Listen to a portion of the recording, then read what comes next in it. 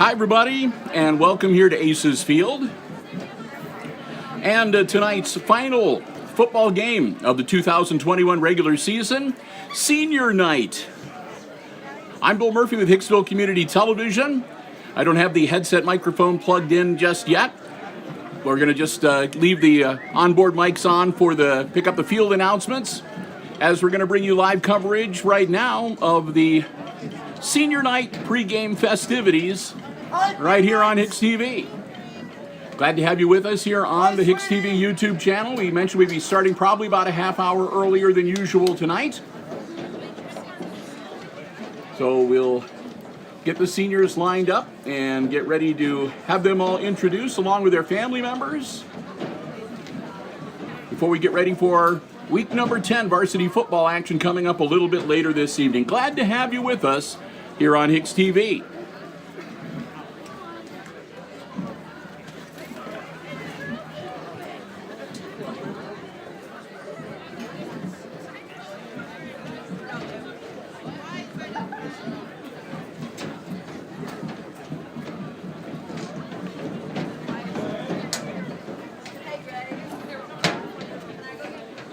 Good evening and welcome to Senior Night 2021. Start off, Tyler Baird, the son of Kenneth and Tiffany Baird. His favorite subject is math because it's always been easy for him. Tyler's favorite teacher, Mr. Dave Blue, because he is funny and can make class very interesting. In his free time, Tyler enjoys hunting, fishing, beekeeping, and spending time with family and friends. His favorite memory was being Denora during his sophomore year. Tyler plans to attend University of St. Francis and major in finance. Tyler Baird. Jackson Bergman, being escorted by his parents Sean and Jennifer Bergman. He has been involved in basketball, baseball, and the National Honor Society. Outside of school, he likes to hang out with friends and family, fish, and play summer baseball. Jackson's favorite teacher, Mr. Haught, because he has good jokes and is fun to be around. After graduation, Jackson plans to attend the University of Toledo and continue his academic and baseball career. Jackson Bergman. Aiden Champion, the son of Michelle and David Champion. He has been involved in baseball for 4 years and in golf for 2 years. Aiden's favorite high school highlight would be hanging out with all of his friends on the weekend. Aiden's future plan is to enter the workforce. Aiden Champion. Taylor Early is the daughter of Todd and Lisa Early. She has one older brother, Dylan. Taylor has been involved in football and basketball cheerleading, track and field, National Honor Society, and College Credit Plus. She enjoys spending time with friends and family, as well as lifeguarding at Blackbeard's Bay Water Park. Her favorite subject is chemistry, and her favorite teacher is Mr. Payne, because he is willing to help even if you are not taking his class. Taylor's favorite high school memory is getting first at the 2020 non-tumbling cheerleading state championship. Taylor's future plans include attending college and majoring in chemical engineering and to cheerlead in college. Taylor Early. Grace Garcia is the daughter of Corey and Robert Garza. She is involved in marching band, pep band, and match stats for the wrestling team. Grace enjoys taking art with Mr. Stevenson and forensic science with Mrs. Bosselman. Because of forensic science class, she plans on becoming a crime scene investigator. She is undecided on a college. Grace's favorite teacher is Mr. Kohlmeyer because he inspired her to chase her goals. He also has food that they tend to take without him knowing. Grace is excited for the rest of the school year, but not the upcoming chemistry test. Grace Garcia.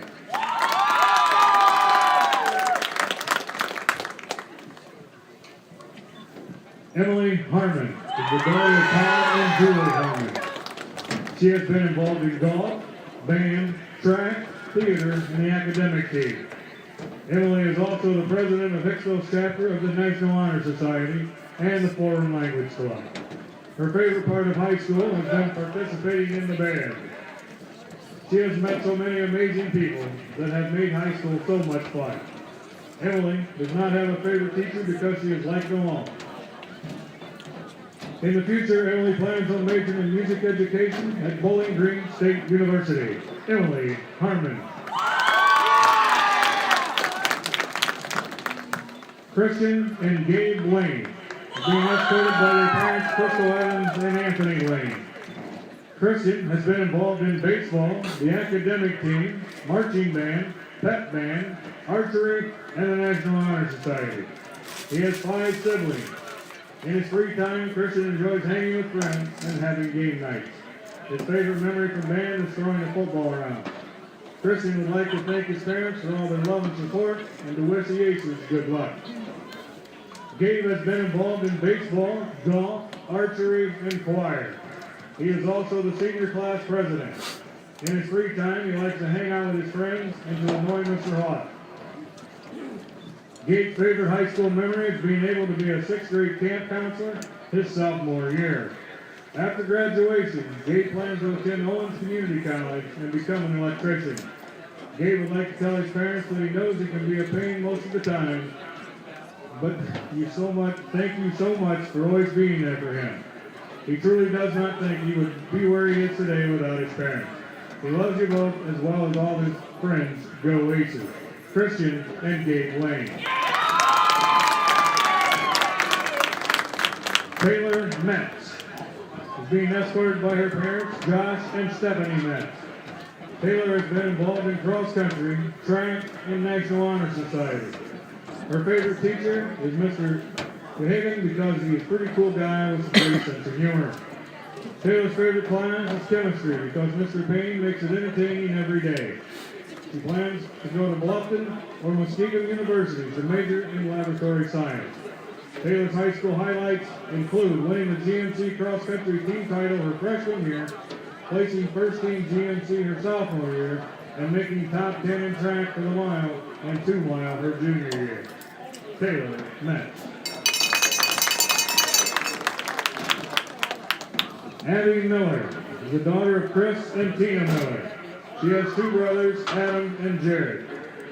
She participates in cheerleading and is a member of the National Honor Society. Her favorite teacher is Mr. Davis because he's always willing to help and is easy to talk to. Outside of school, Abby enjoys working at Dairy Delight and hanging out with family and friends. Abby's future plans include attending St. Francis University to become a physical therapist assistant. Abby would like to thank all of her teachers and her parents for always pushing her to do her best in school and always looking out for her. Abby Miller.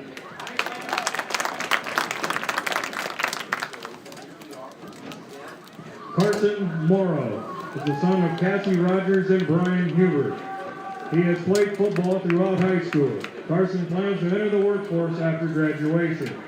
He enjoys working on his truck, hanging out with friends, and playing COD with the boys. Carson Morrow. Joshua Myers is being escorted by his parents, John and Danielle Myers. Josh has participated in cross country, basketball, track, and choir. He is also the National Honor Society treasurer. Josh has 1 older brother, Michael. In his free time, Josh likes to hang out with friends and family and to play Xbox. His favorite high school memory is being sectional champs last year in basketball. After high school, Josh plans on attending Ohio Northern University to major in accounting and business management. Josh plans to eventually go to law school. Joshua Myers. Ryan Sleesher is being escorted by Amy Gessner and Brett Sleesher. He has a younger brother named Guy. Ryan has participated in cross country for 6 years and track for 4. Ryan enjoys running and hanging out with friends. His favorite class is study hall because he gets to hang out with his favorite teacher, Mrs. Zuber. After graduation, Ryan plans to go to college and major in accounting. Ryan Sleesher. Mary Grace Stevenow is the daughter of Joe and Julie Stevenow. She has two older sisters, Jacqueline and Madison. Mary Grace has been active in cheerleading, track, National Honor Society, marching band, pep band, and musicals. Her favorite class is German because it is a small class and they have a lot of laughs and it's just a fun environment. Mrs. Gerken, Mary Grace's favorite teacher because she is always super kind and there for her students. She has been there whenever she is just needed to talk. Outside of school, Mary Grace is involved in 4-H and the Junior Fair Board. She likes to hang out with friends, family, and going to coffee shops. After graduation, Mary Grace plans to attend PFW and undecided major. Mary Grace would like to thank all the wonderful teachers, coaches, and classmates for making Hicksville High School a great place. Mary Grace Stevenow. Travis Sofer, the son of Leanne and Daniel Sofer. He has enjoyed playing football and wrestling. Some of Travis's favorite activities are hanging out with the boys and powerlifting. Travis plans to join the Army and train to become a combat medic. Travis Sofer.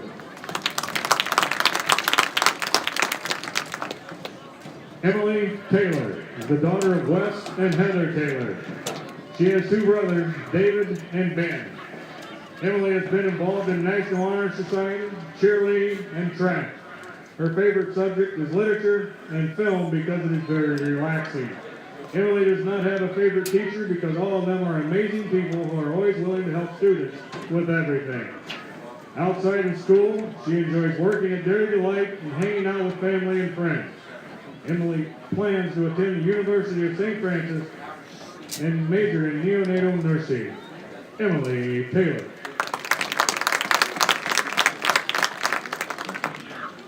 Veronica Vasquez is the daughter of Victor and Carmen Vasquez. Her siblings are Victoria, Martina, Catalina, and Camille. Veronica has been involved in volleyball and cheerleading. Her favorite subject is English and literature because she has always enjoyed reading and writing. Veronica is going to miss seeing her friends every day, participating in sports, and competing at cheerleading competitions. After graduation, Veronica plans to attend the University of Toledo to major in early childhood education. Veronica Vasquez. Destiny Wells is being escorted by Lois and Nick Laney.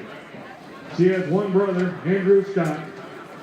Destiny has been involved in football and basketball cheerleading and cosmetology at 4 counties.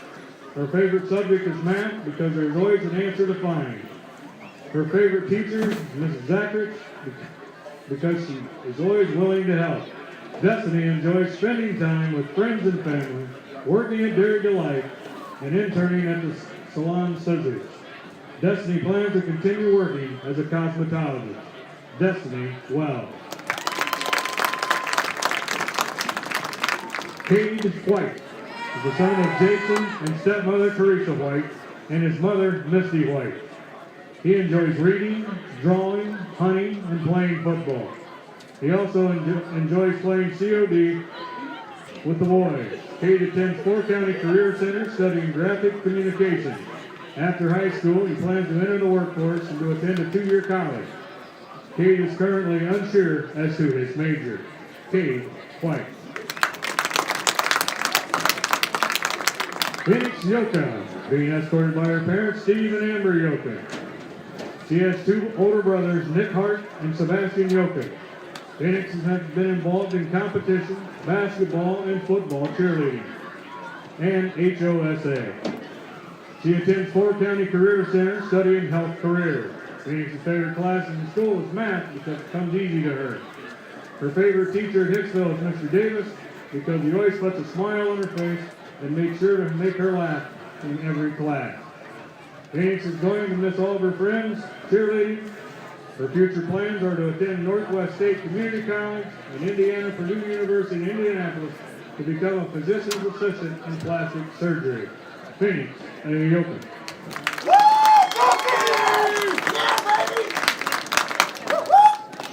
Let's have a nice round of applause for our seniors and their parents. And that will conclude our senior night this evening. Thank you.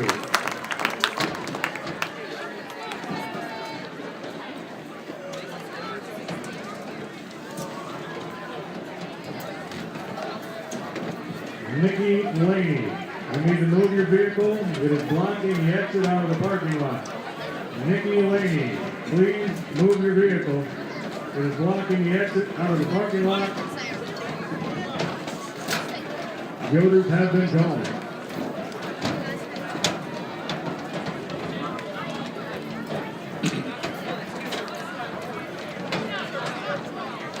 So that wraps up our senior night festivities. And as you can tell, I still have not plugged in the headset microphones as of yet. We still have about 20 minutes before kickoff here. So rather than end the live stream, I'm just going to keep things going, and I'll chat with you occasionally. Get ready for the captains to go to the center of the field for the coin toss for this evening's contest. And when we get a little bit closer to kickoff, then we'll switch over to the headset microphone to bring you the play-by-play coverage. So I'll head out now to the middle of the field. You can watch along as they do the coin toss and determine who will get the ball first and which side of the field they'll be on.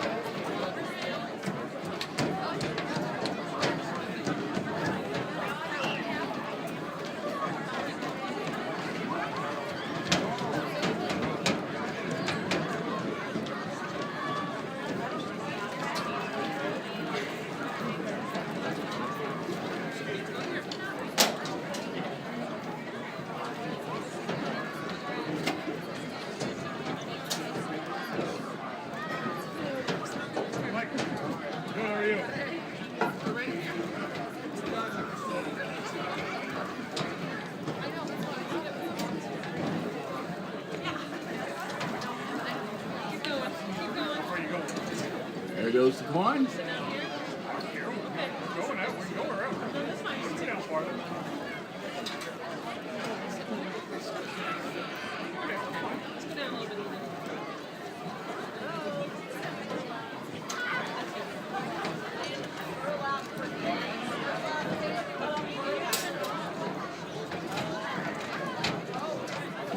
So it looks like the Aces are going to receive the kick. We get ready to get underway here.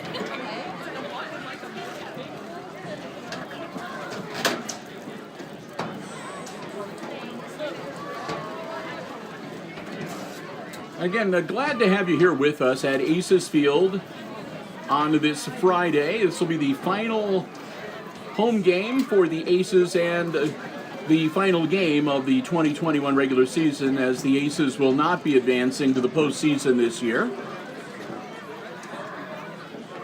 So they are wearing their all blacks, as you can see. Coach Lucas Smith out there and the entire team sort of lined up here behind their captains, getting set and ready for action here tonight.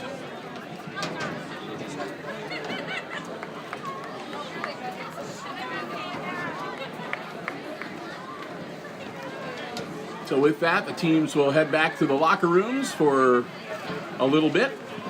And we will be about 16 minutes away from getting things started in this varsity football game here tonight. Again, my name's Bill Murphy, and glad to have you here with us on the Hicksville Community Television YouTube channel, HIX-TV channel on YouTube, as we'll be live streaming tonight's action. I want to make mention, and I'll probably mention this several times as we go through the evening, for this evening's game, I am here all by myself. My camera person was not able to make it and had to cancel out being here on very short notice. As a result, I did not have enough time and was not able to find anybody to take his place. So I am here all by myself, and I will do the level best that I can to bring you coverage for this evening's game. I'll have the headset microphone on, and hopefully I know the Aces names and numbers well enough by now to be able to keep you up to date with what's happening play-by-play-wise on their end of the field when they have possession of the ball. Now for the Antwerp Archers, I will do the best that I can. I do have the roster here, but it is very difficult to follow the action on the camera and do play-by-play at the same time. So if I occasionally miss something for the Antwerp side of things, if I identify a player only by their number rather than their name, or anything along those lines, I apologize in advance. But like I said, I'm going to be I'll do the best that I can for you tonight, but I'll be the first to admit, with just me up here and flying solo, it may not be quite the level that we've had in the previous coverage games here on HIX-TV. I feel really bad about it, but unfortunately, there's just nothing I can do about it. So I have to deal the cards. I have to play the cards I was dealt. And so we'll get by as best we can. And hopefully we'll have a good game to bring you lots of exciting football action coming up here tonight.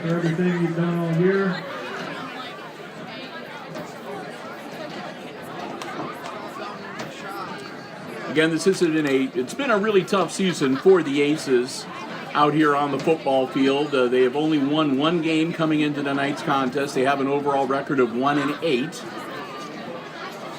And the Antwerp Archers, on the other hand, have had a very successful year.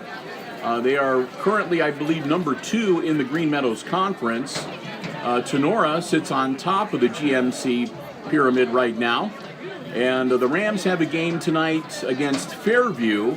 And should Tenora win that game against Fairview, they will be outright GMC champions. Should Fairview upset the Rams and the Archers win tonight against the Aces, then Antwerp and Tenora would end up tied for the GMC championship.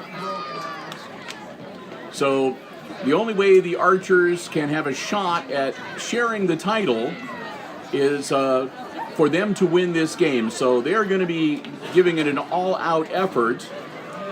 And they've only lost, I think, a couple games throughout the regular season. They've only had one GMC conference loss. So the Aces, again, they had to deal with the Rams last week at Tenora, and that was a tough loss at the hands of the Rams for the Aces last Friday. And to finish off the season, well, they got the number 2 contender in the Antwerp Archers. So it won't get any easier for the Aces here tonight.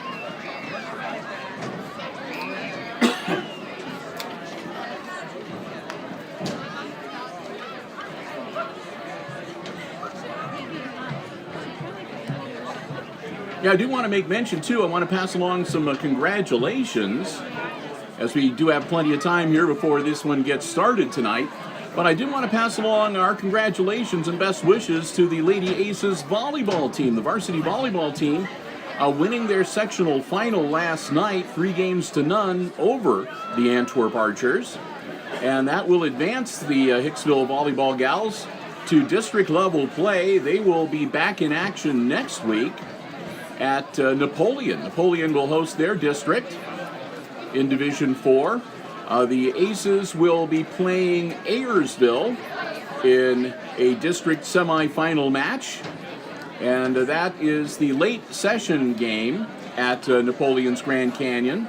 The first match, I should say, gets started at 5 o'clock, and the schedule says the Aces and the Pilots will start their match at 6:30, and put an asterisk by that because depending on how long that opening match goes, it could start a little bit later than that. We were nearly an hour later than that on Thursday night at Hicksville for the sectional final game. But again, we're going to be in the districts, and hopefully I made contact today, and I'm waiting to hear back from the tournament manager over at Napoleon, but we're not anticipating any problems, and we are planning on being there next week on a Tuesday night at Napoleon to bring you live stream coverage of the volleyball district semifinal with the Aces taking on the Ayersville Pilots. So we hope that you will join us for that. That'll be on the Hicksville Community Television Facebook page. And again, our coverage will start at sometime between 6:30 and 7:30 is the best way to put it, I guess. So again, we hope you will join us then. If you cannot make it in person, if you do want to go in person, remember that you must purchase the tickets online through the OHSAA, and they have that link, I believe, posted on the Hicksville Schools website.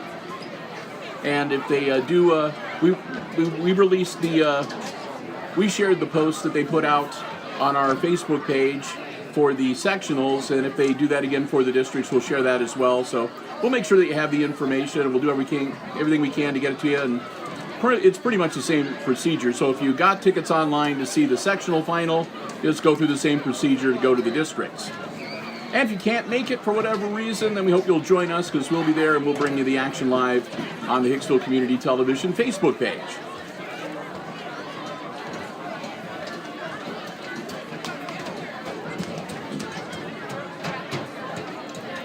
And if you are tuning in just about now to just join our coverage, we want to welcome you here to Aces Field on senior night, week number 10 of the high school volleyball campaign. High school volleyball, listen to me, I was just talking about volleyball.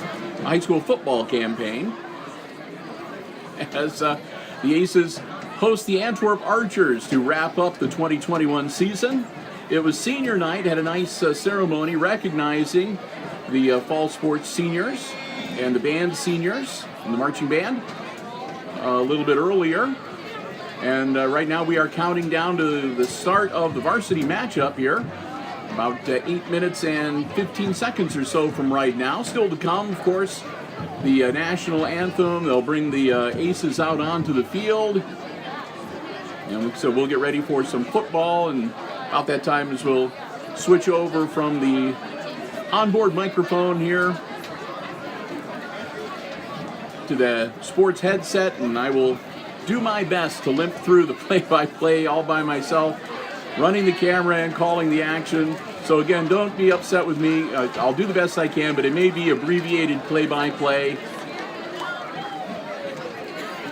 so that we can follow the action and I can keep up with everything that's going on here tonight. Hey, the marching band coming out onto the field right now, and I should mention too, a little bit of a preview.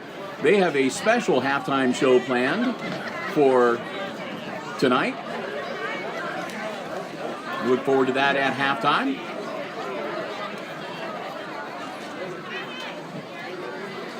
And again, glad to have you with us, and thanks for joining us here on Hicksville Community Television for our live stream coverage this evening.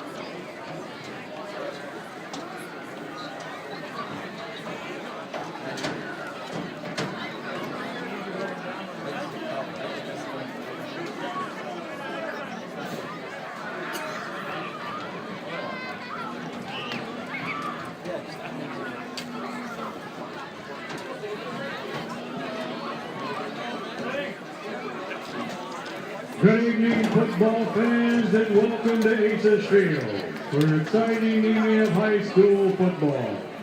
Tonight, the visiting Antwerp Archers, coached by Jason Hale, will take on our own Hicksville Aces, coached by Lucas Smith. The Board of Education, Superintendent, and Athletic Council of Hicksville High School extend to each of you a cordial welcome to tonight's football game. Both Hicksville High School and Antwerp High School are members of the Ohio High School Athletic Association and abide by the high standards of conduct and sportsmanship required during athletic competition. Ladies and gentlemen, we live in a great country with freedoms like no other. In order to honor America and in respect who have served and who are currently serving to defend our freedoms, please stand as the Hicksville High School Pep Band, under the direction of Mr. Zach Kohlmeyer, performs our national anthem.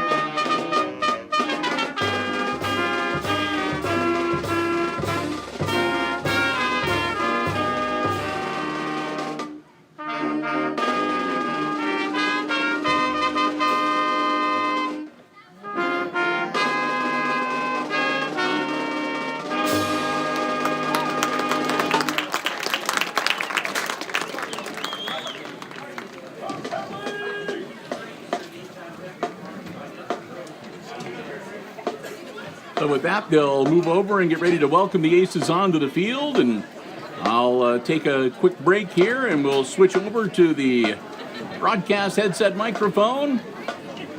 I'll be right back with you right here on HIX-TV's YouTube channel. And your officials for tonight's contest, Dalton Parts Unknown, the referee, Brett Perdue, the umpire, Matthew Lewis, the linesman, Steve Miner, the line judge, Randy Hanson, and the back judge, Jeremy Hockenberry. Gentlemen, welcome to Hicksville.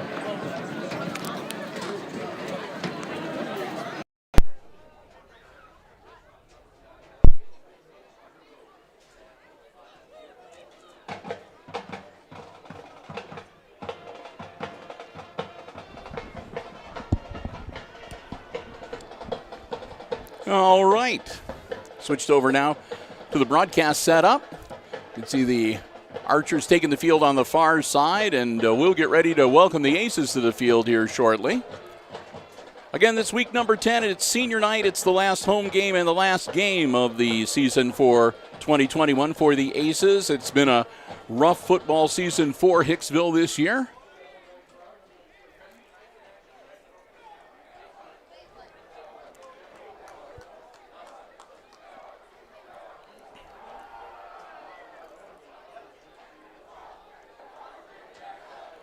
As they've only put one in the win column here tonight, or so far, and they'd like to add another one with an upset of the Archers here this evening as the Aces take the field. Good evening, everybody, and again, welcome to Aces Field. I'm Bill Murphy with Hicksville Community Television. As we are getting ready for varsity football action on a Friday night, week number 10, as the Aces host the Archers. I want to say a big thank you to our underwriters making our coverage possible. That's the Jim Schmidt family of automotive dealerships in Hicksville, Ohio. Jim Schmidt Chevrolet Buick, Jim Schmidt Ford, and online at jimschmidtauto.com.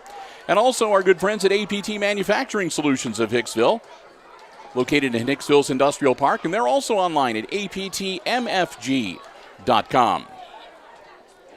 And as I mentioned earlier, but I'll mention it again, I am here all by myself. Unfortunately, something came up. My cameraman had to drop out at pretty much the last minute, so I was not able to get anybody to replace him. So I'm running the camera, and I'm going to try to call the action as best I can here tonight. So if there's abbreviated play-by-play, if I miss an occasional name, number, especially on the Antwerp side, it's very difficult to do football while you're running the camera and trying to call play-by-play at the same time. So I apologize in advance if I'm not up to my usual snuff, but I will do the best I can, and we will bring you the action here on the HIX-TV YouTube channel tonight. Again, we're glad to have you with us. The Aces, we believe, are going to be receiving to start off the game. And again, it's going to be an uphill run for the Aces here tonight, as the Antwerp Archers are, again, the number 2 team in the Green Meadows Conference. The Archers need to win tonight to have a chance at maybe sharing a part of the GMC crown. And win by the Rams against Fairview tonight will lock up the outright championship for Tenora. So the Archers are hoping for the Apaches to upset the Rams and then to be able to defeat the Aces here tonight to get a share and be co-champs. So we're going to get set. The Archers will kick off to the Aces. Deep men for the Aces. The deep man is Kyler Baird. Bergman is back there as well. And we'll try our best, too, because the red on black numbers are kind of hard to read, especially since I'm not able to look so much with my eyes tonight as I'm looking on the camera screen. Deep kick, and that's picked up by Baird back at about the 10-yard line. Baird works his way up close to the 20. And that's where the Aces will set up 1st and 10 to get the first offensive series of the evening underway.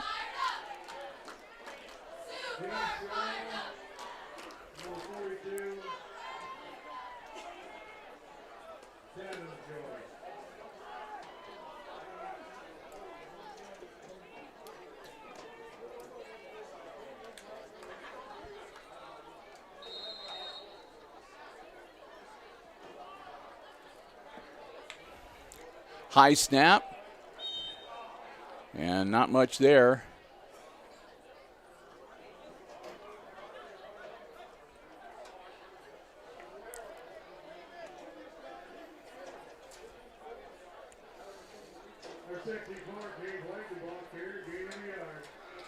Gain of a yard. They'll make it 2nd and 9 for the Aces.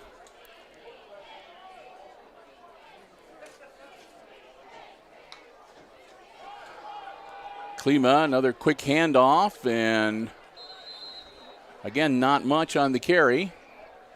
Number 13, Brody Boston, ball carrier, brought down by number 17, Hayden Wagner.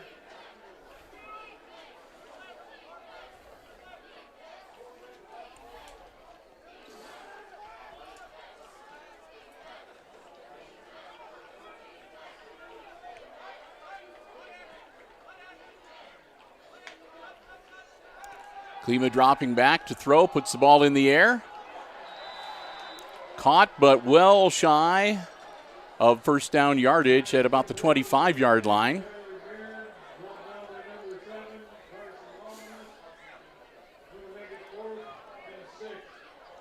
So that'll bring up 4th down, and Bergman will drop back to punt.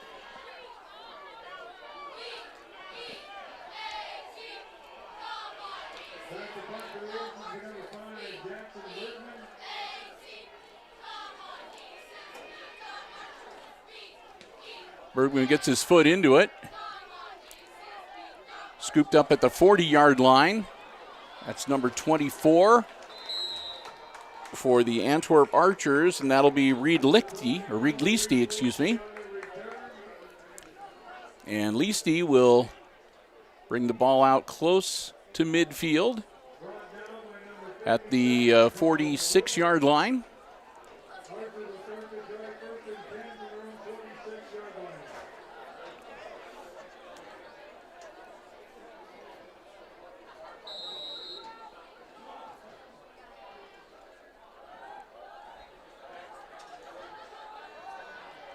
Quick hitter out to the far sideline. And taken out of bounds across midfield at about the 48-yard line of the Aces. Carson Ultimus, by the way, number 7, is the QB, the quarterback for the Archers. So it'll be a 2nd and 3. Ultimus, hands off. And again, that's number 24, Leasty, with the carry.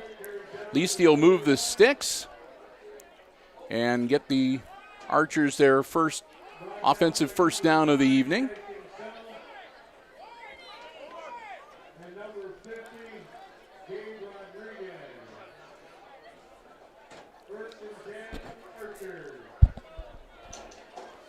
Ultimus handing it off.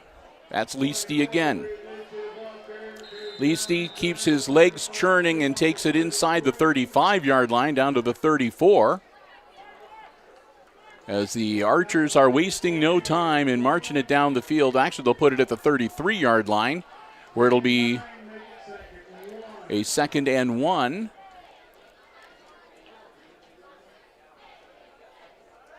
Ultimus again looking downfield. He's launching it. Got a man open. It's caught.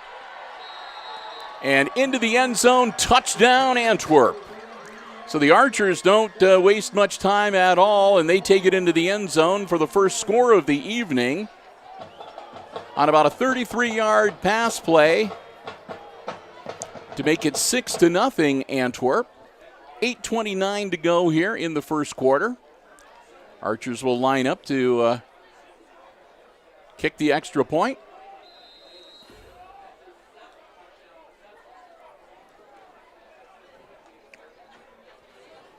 Walker, number 11, Stephen Walker, is the kicker. Walker's kick is just a little bit on the outside, so they don't split the uprights. The conversion attempt fails, and the score remains 6-0 Archers. Again, 8:29 to go here in our opening quarter.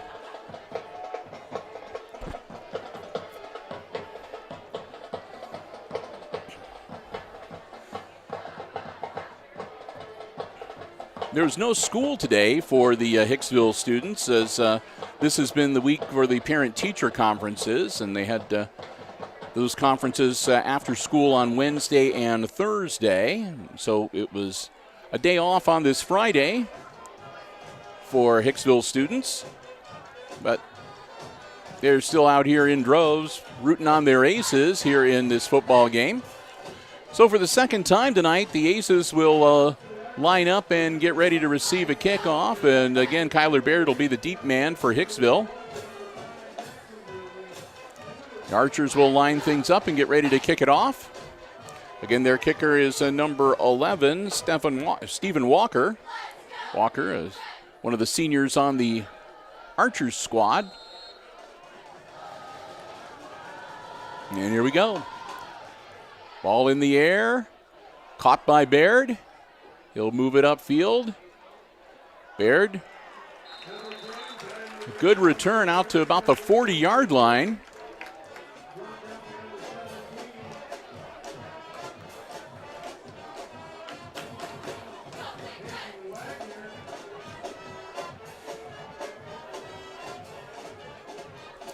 So the Aces will have the ball on offense for the second time here tonight. 8 minutes, 24 seconds to go in our opening quarter.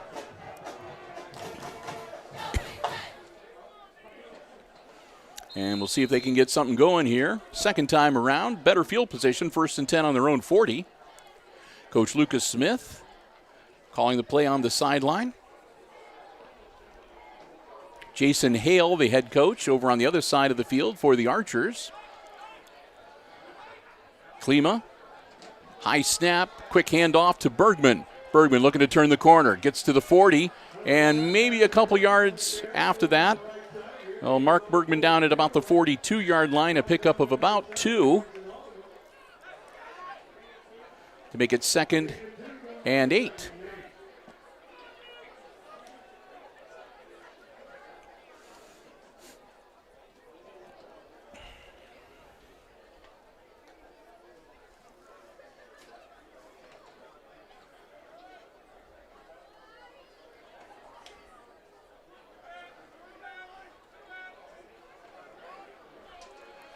Klima, back split beside him. He'll hand it off. And I believe that's Balzer diving forward. Brody Balzer takes it to about the 44-yard line. And a quick no-huddle snap. And that should be first down yardage.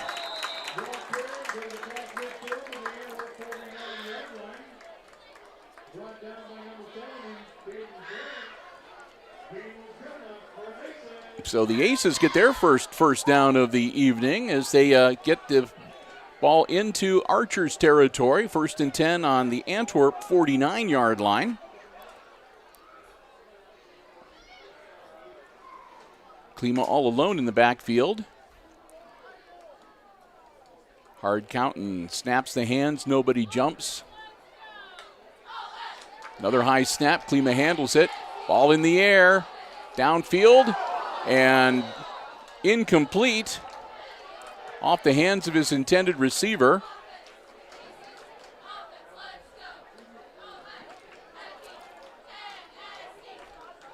And falls incomplete. It'll bring up 2nd and 10.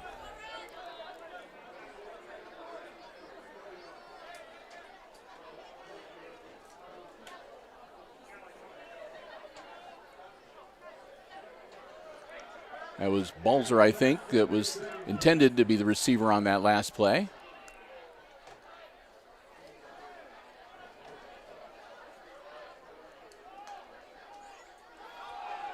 Pitch back to Balzer. Balzer bobbles it and falls on it at about the 50-yard line.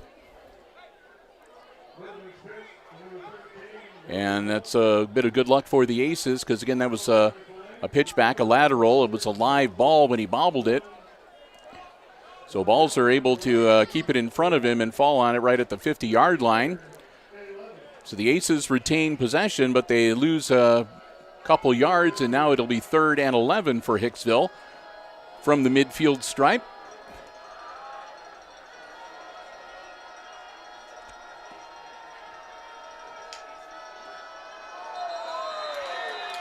And that should be 5 easy yards for the Aces.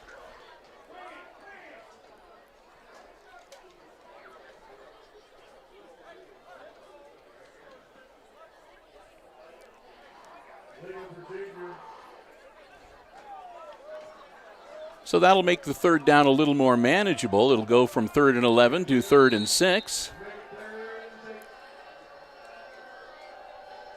6:05 to go, just about halfway through the first quarter. Clock is rolling. Klima comes out, and again, he'll be all alone in the backfield. 2 out on the near side towards us. He's got 3 on the far side. Dropping back, Aaron puts the ball in the air, and it's caught. A great catch.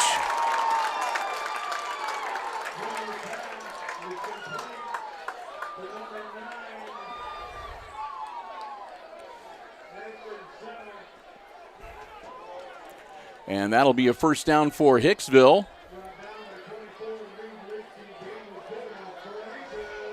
And that'll be a first down for the Aces as they'll get the flags in place on the far side. Klima with the snap. Handoff. Balzer taking it down to about the 17-yard line, it looks like. So he'll pick up 4 to make it 2nd and 6 from the Antwerp 17-yard line.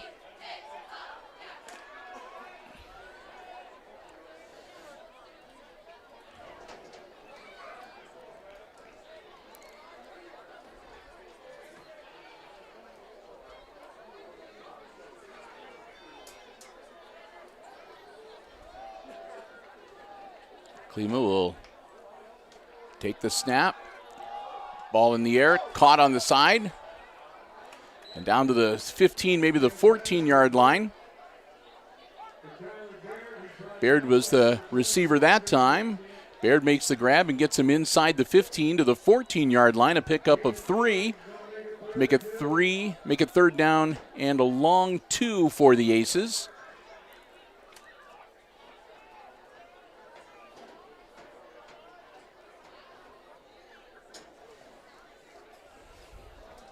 Looking to even things up here on the scoreboard.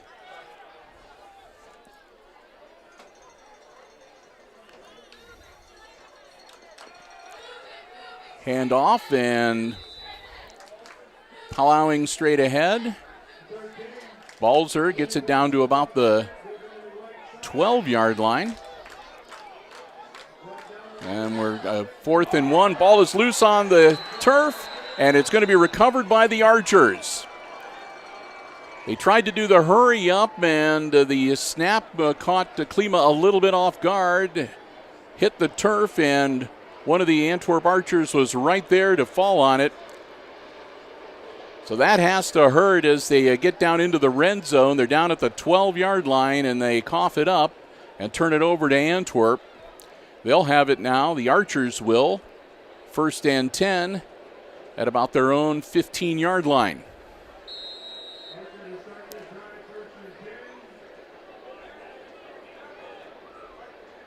Ultimus takes the snap, handoff, and a strong carry.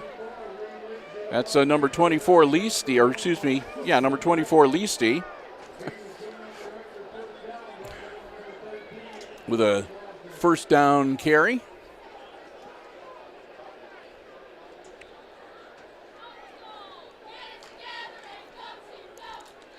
Ultimus. Again, handing it off, this time bouncing off the Aces, and Leasty's going to lose a couple.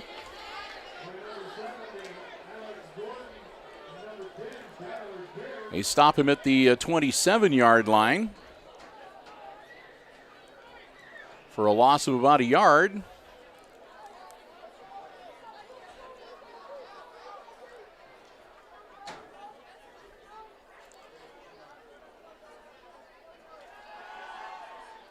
Ultimus out to the side, caught.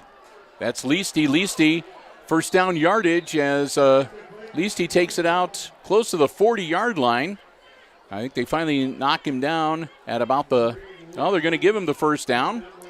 So Leasty, first down yardage. I thought he was going to be close, but evidently he was closer than I thought. So 1st and 10 from the 39-yard line for the Archers.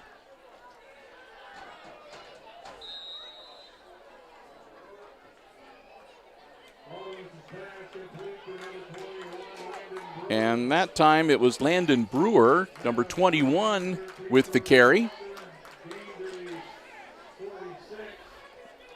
Brewer gets him to the 46-yard line where it'll be 2nd and 3.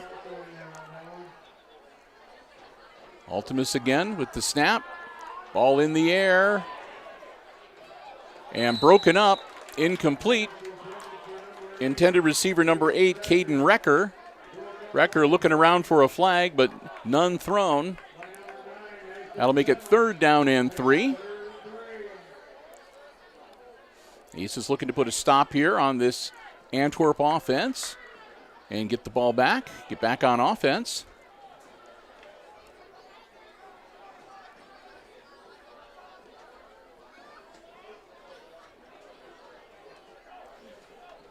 Long count.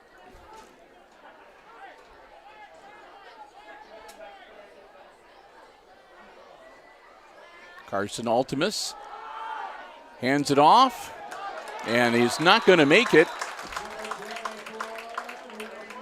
Leasty had the carry, but only managed to get about a yard, and that'll bring up 4th down. It'll be 4th and 3. And we'll see what the Archers decide to do here on the 4th down. They're going to go for it.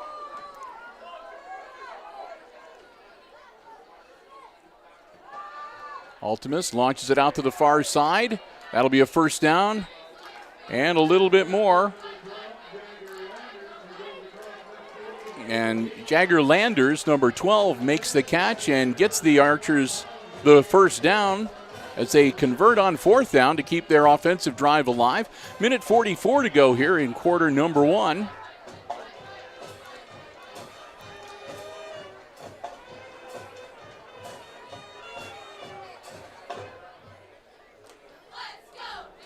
Ultimus dropping back to throw. Puts the ball in the air. Caught.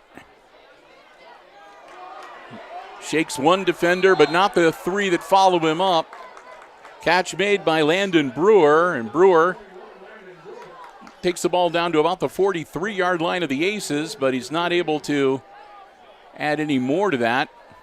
Almost evaded the first Hicksville defender, but he bought his teammates enough time to be able to close in and bring the play to an end.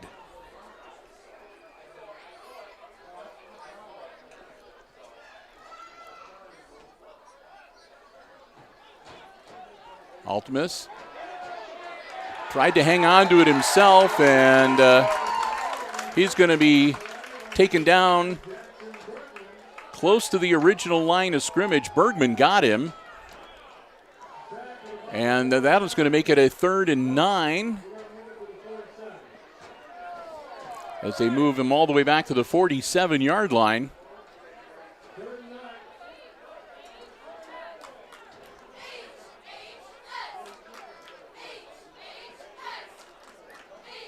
So 3rd and long for the Archers.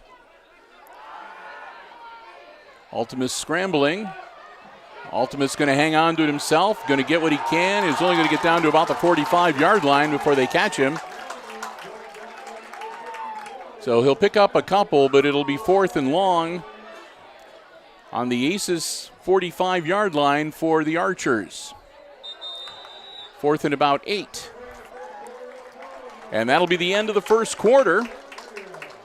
So after 1, it's the visiting Antwerp Archers leading the homestanding Aces 6-0. The first quarter score. We'll flip ends of the fields. We're ready to get back into action. It'll be 4th and 8 for the Archers from the Aces 45-yard line when play resumes.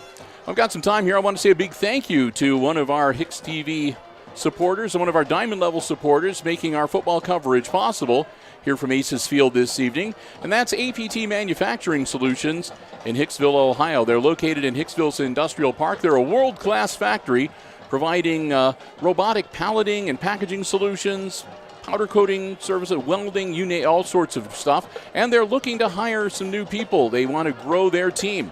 If you're interested in starting a great career or maybe adding to your skills or maybe starting a second career, find out more by logging on to aptmfg.com/careers. You can fill out an application, submit your resume. They'd love to hear from you. We want to thank them so much for their continued support of our Aces football broadcast. APT Manufacturing Solutions of Hicksville, Ohio, and online at aptmfg.com. All right, quarter number 2. It's 6-0 Antwerp. They've got the ball.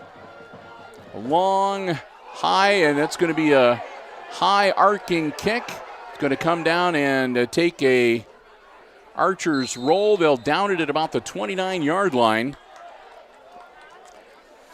So on 4th and 8, Antwerp opts to punt.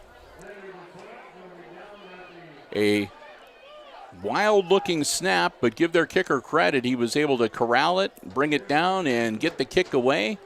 A high-arcing kick that, again, took a beneficial roll for the Archers, and Antwerp downs it at the Aces' 29-yard line, and that's where Hicksville will get started here in quarter number 2, 1st and 10. 11:50 to go before the half. See the Antwerp Marching Band over on the other side of the field, so I think they, along with the Aces Pride Marching Band, will be bringing us some entertainment at halftime.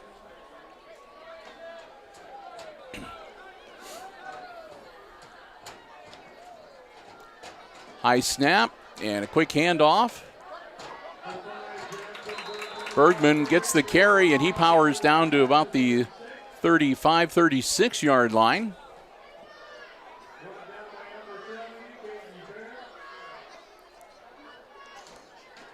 Bring up a 2nd and 3 for the Aces. Looking to draw even on the scoreboard.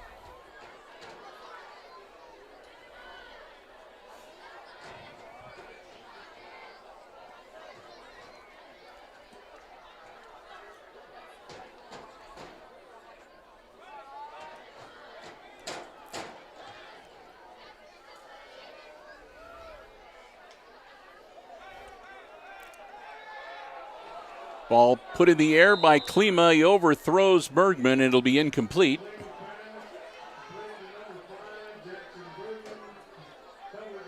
So that'll make it 3rd and 3 now for the Aces.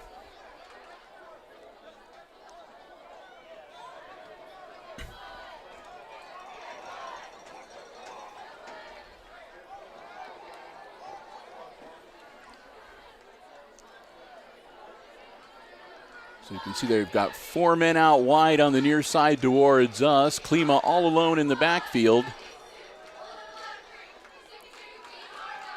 Klima dropping back, puts the ball in the air, and it's picked off. And we'll see whether they're going to count that as an interception or if it will be incomplete.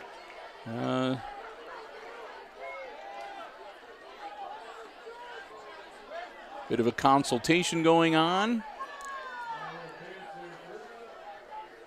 And they're going to mark it right there, so I'm going to guess it will be an interception and a turnover.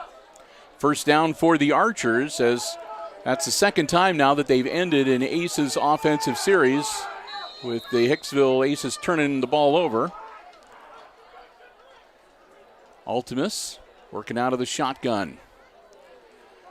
Ultimus hangs on to it himself. Ultimus working his way through traffic out to about the 47, 48-yard line of the Aces before he's stopped and brought down. They're going to mark him at the 48-yard line. Excuse me, that's the 43-yard line, excuse me. Make it 2nd and 6 for the Archers.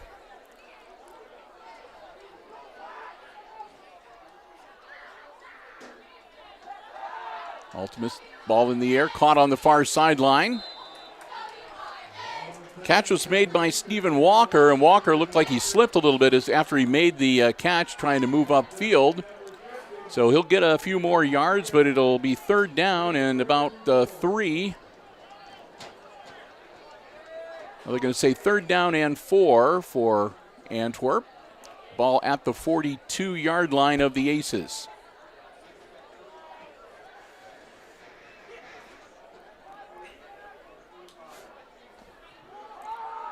Hand off to Leasty. Leasty with first down yardage and more. Leasty still battling.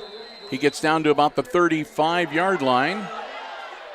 And there's a bunch of flags thrown.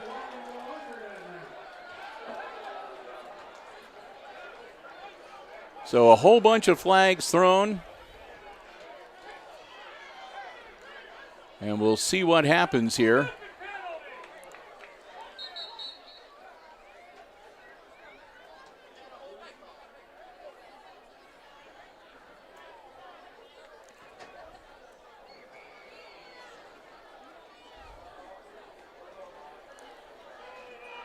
.9:35 to go here in the second quarter. Multiple flags on the field after the play. At least he was carrying the ball. Whatever happened over on the far sideline. The end of Leasty's run was at the Aces 34-yard line. That's where they have the ball setting right now, over there at the 34-yard line. But we're waiting to see just what the penalty is, or penalties are, and what that is going to do in terms of where the ball is placed. They're picking the ball up.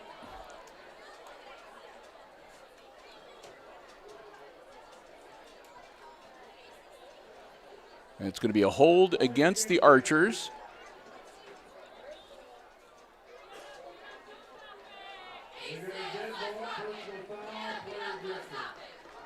And then there's a dead ball personal foul against the Aces. So they'll march off the holding. That's what they just did. And then from that, then they'll march off the personal foul against the Aces. So it went back 10 yards from the spot of the foul, and then it went ahead 15 yards from that point. So the ball rests now at the 38-yard line, which should be, and it is, a first down for Antwerp.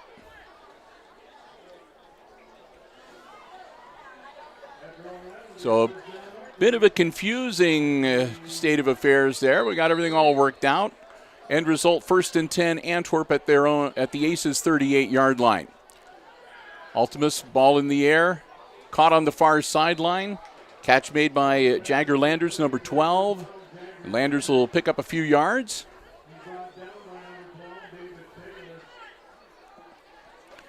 He'll move the ball down to the 37-yard line. Make it 2nd and 9.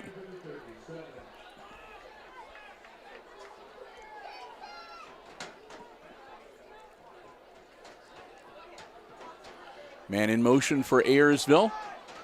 Quick handoff, and Leasty's going to get dropped in the backfield. I think that was Bergman that got him back at the 40-yard line. Bergman for a loss of 3. That'll bring up 3rd down and about 12.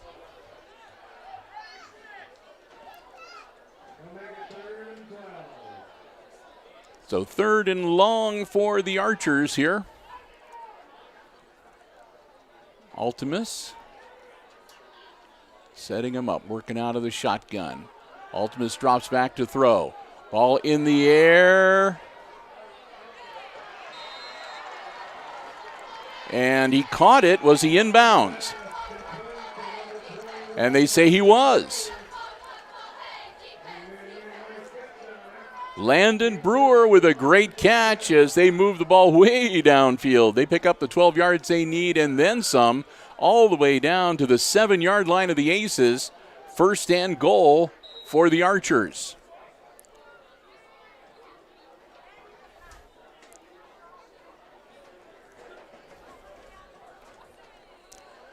Ultimus, ball in the air, caught. That's Leasty. Leasty heading towards the pylon. Tries to cut in at the last minute. And touchdown, Antwerp Archers. So Leasty takes it in from 7 yards out and gets the 2nd touchdown of the night for the Archers, as they'll go up 12-0 with 8:26 to go here in the 2nd quarter.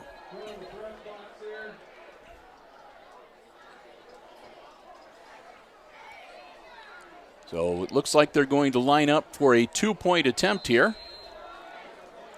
Try to make it a 14-0 game. Ultimus dropping back, ball in the air. Caught.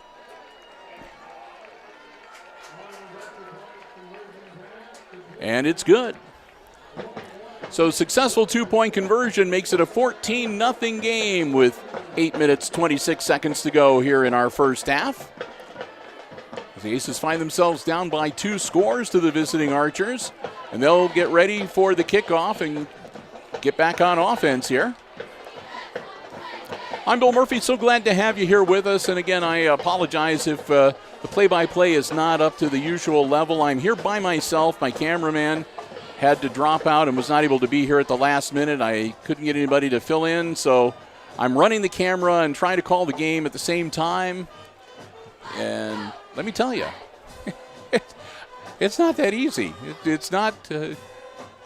So, again, it's sort of an abbreviated type of play-by-play, I know, and I do apologize, but I don't want to miss out on bringing you the game. So I'm flying solo, and we'll do the best we can here tonight. And I appreciate your understanding and appreciate all of you being here with us for the live stream on the HIX-TV YouTube channel here tonight. And those of you watching this later on tape delay on Mediacom Channel 12, we appreciate you being with us as well.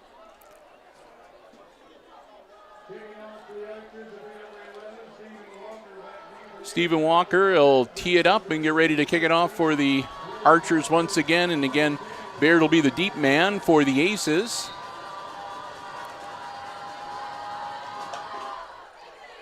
A low kick, a roller, scooped up by Baird. Baird across the 20 to the 25, heads for the sideline, and he'll get brought down just shy of the 30-yard line. So the Aces will have the ball 1st and 10 at about their own 29.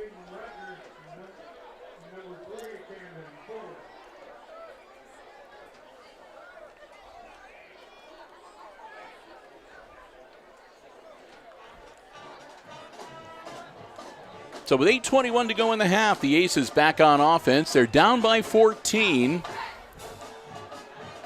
against the visiting Antwerp Archers in this week number 10 football game.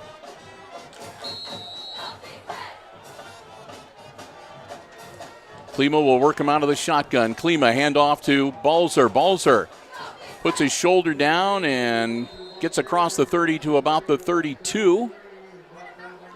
Pickup of about 3. It'll make it second and about 7 for the Aces.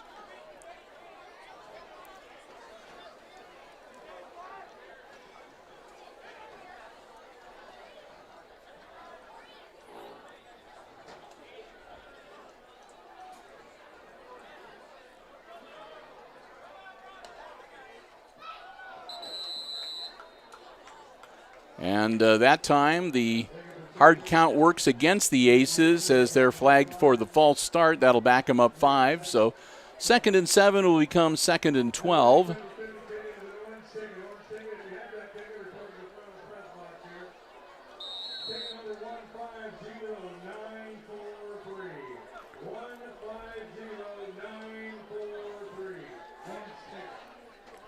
So the Aces get backed up 5. Still 2nd down for Hicksville. Klima. Balzer to split back beside him in the backfield. Klima drops back. Pass over the middle. Caught. And down to the 35, maybe the 36-yard line. Balzer makes the catch. And will bring the ball out to, again, just across the 35-yard line. Make it 3rd and about 4. So Balzer makes it 3rd and manageable for the Aces here. Clock continues to roll. 7 minutes to go before halftime.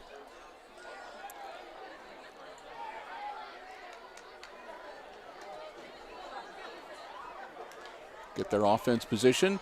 Klima's going to hang on to it himself. And he'll be close to first down yardage.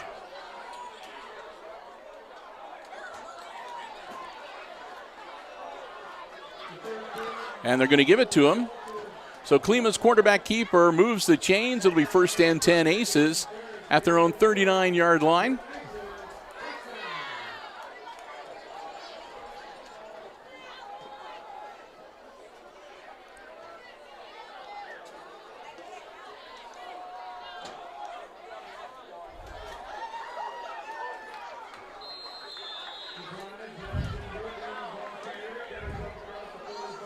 And that'll take it out across the 45 to about the 47-yard line.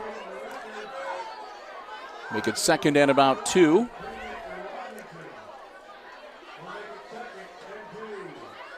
I have little footballs the cheerleaders are throwing out to the Aces fans. So if every now and then you see a little blur of red or whatever flying by, it's because people are throwing these little footballs around in the stands here. Klima takes the snap. Shoots it out. Caught.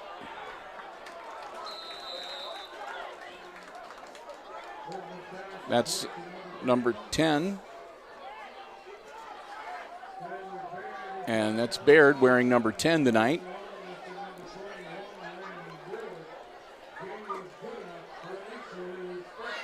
So that'll move the chains. Go under 6 minutes. We're past the halfway point of quarter number 2.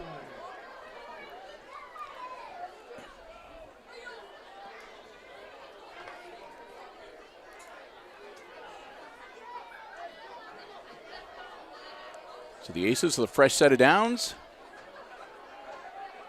Klima hangs onto the ball, puts it in the air. Caught. And that could be 6 for the Aces. No one's going to catch him. Into the end zone. Touchdown, Hicksville.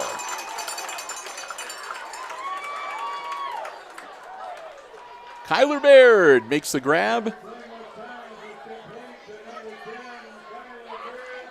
Baird wearing number 10 tonight in honor of Noah Carrickson, and he makes the touchdown catch and puts the Aces right back into this game 14-6 as they're going to line up and go for 2 here. Heading towards, I don't think he's going to make it. And he won't. So the 2-point conversion attempt is unsuccessful. The score will remain 14-6.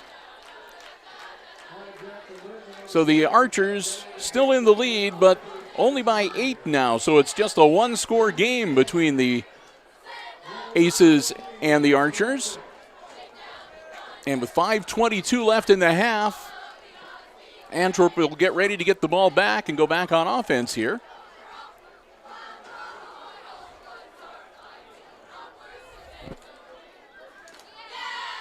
As the Aces will huddle up. You can just sort of feel things shifting around here on the Aces side of the field with the realization that they can move the ball against these Archers and they can score against the Archers. And that's a big boost of confidence for this Aces football squad. Antwerp breaks huddle. They'll come out and get ready to receive the opening kick, or not the opening kick, but the post-score kick, I guess. Leasty will be the deep man for Antwerp. Also back there with him, Caden Recker, number 8.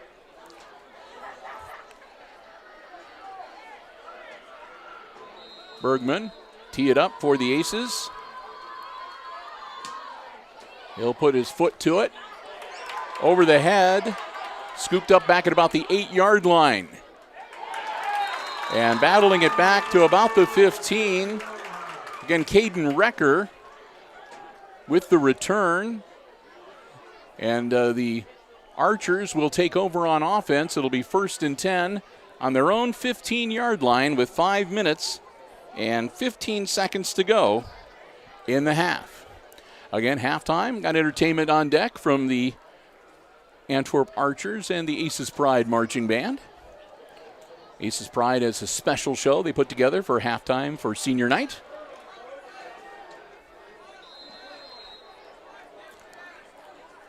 Ultimus sets the offense. Dropping back. Ultimus puts the ball in the air. It's partially deflected. None of the Aces can get to it, though, before it hits the turf. So incomplete. That'll bring up 2nd and 10.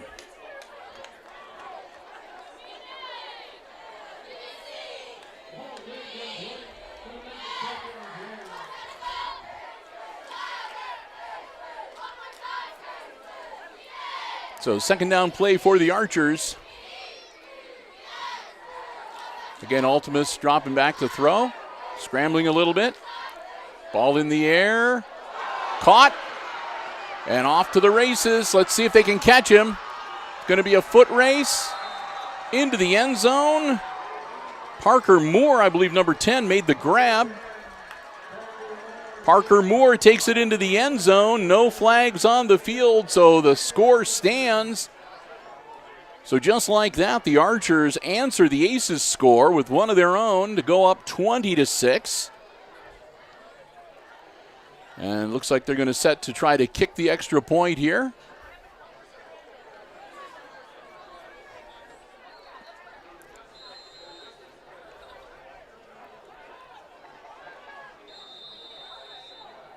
And timeout, Antwerp.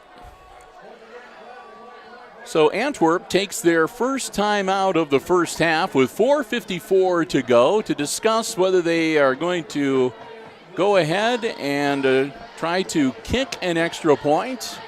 Or I imagine they may be talking about the possibility of being able to attempt a 2-point conversion. They've scored twice. The first touchdown that they had, they tried to kick it, and it was at this end of the field, and they missed. And then the second touchdown, they attempted a 2-point conversion. That was successful. So we'll see what they decide to do here as they break huddle, and here come the Aces.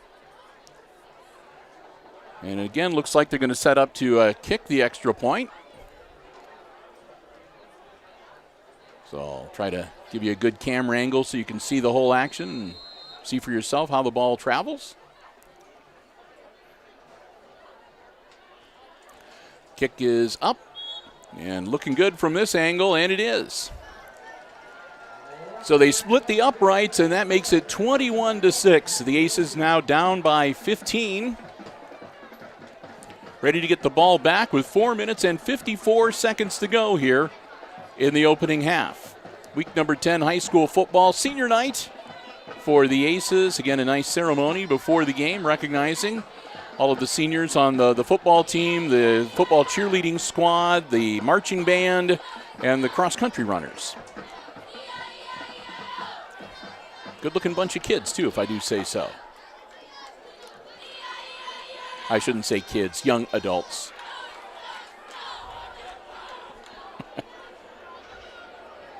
Aces will get ready to receive. Again, Baird the deep man with Balzer and Bergman there to back him up.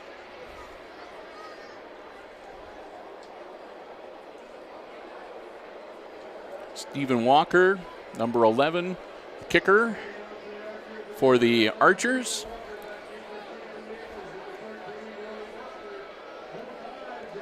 We'll get ready to kick it off to the Aces.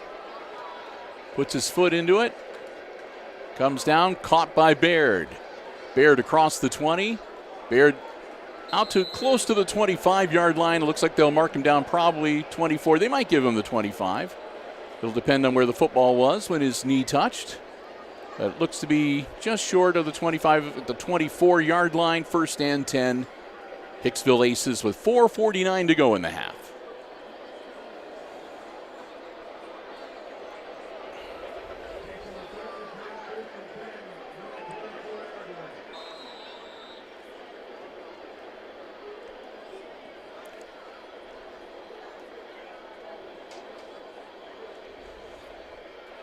Aaron Klima. High snap. Klima handles it. Ball in the air. Intended receiver was number 24. That's Brant Langham, but Langham not able to get to the ball in time. So incomplete. It'll be 2nd and 10.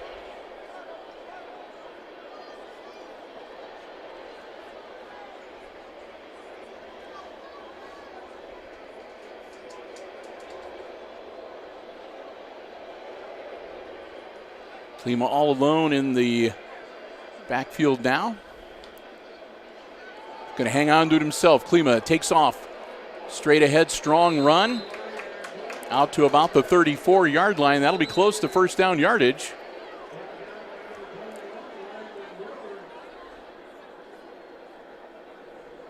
And they're going to move the chains. The officials eyeball the placement of the ball and say, yep, 1st down. So 1st and 10 as Klima gets it out to the 34-yard line. Clock continues to roll under 4.5 minutes. That one's over Klima's head, and it's loose on the turf, and it's going to be another turnover to the Archers. Oh, my goodness.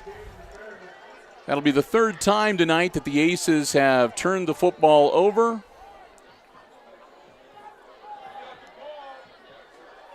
And there's a discussion here, though. A lot of the Aces are indicating that they retained possession.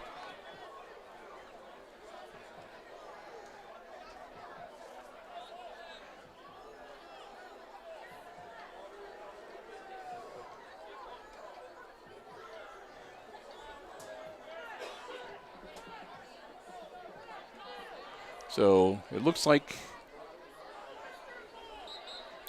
the Aces are going to hold on to the football, which is good news, but they're going to have 2nd and a really, really long way to go.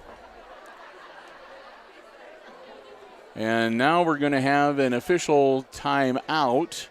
Neither team has called timeout here, so the Aces still have all 3 of their timeouts. And the Archers still have 2, but there's a consultation going on as the referees, the officials are explaining their decision to Coach Hale on the other side of the field, the head coach of the Antwerp Archers.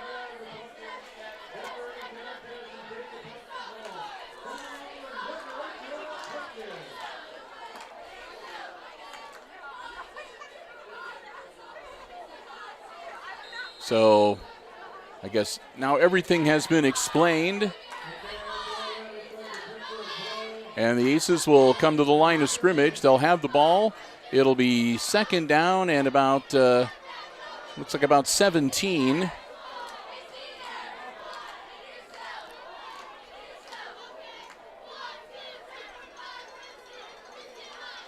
Klima, another high snap, handles it, dumps the ball off.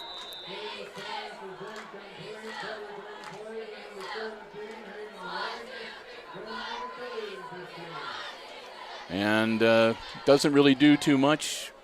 Ball is back at back at the line of scrimmage. So it'll be third down and about 16 now. Well, they're saying 3rd and 15 on the scoreboard.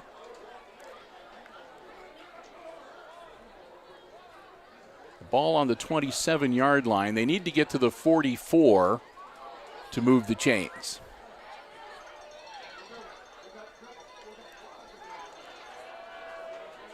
Klima scrambling, puts the ball in the air. And it's intercepted. No doubt about it this time. And that's number 3, Camden Fuller, who will intercept and return the ball to the Aces 25-yard line, it looks like. Got a flag on the play, though, back at the about the 43.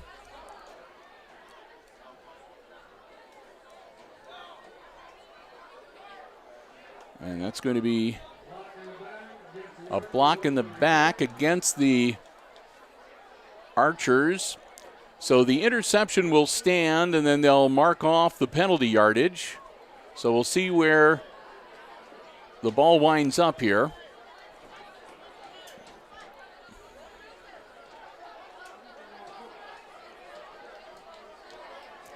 As it looks like it'll be at about the 47-yard line. So the ball placed at the Archers' 47-yard line, where it will be Antwerp's ball, 1st and 10.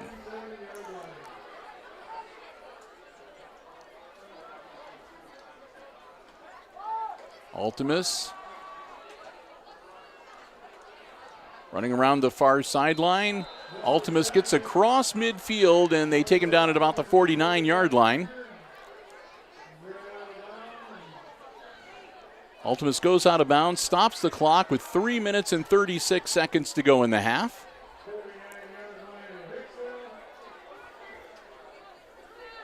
As Ultimus carries the ball into Aces territory at the Hicksville 49-yard line.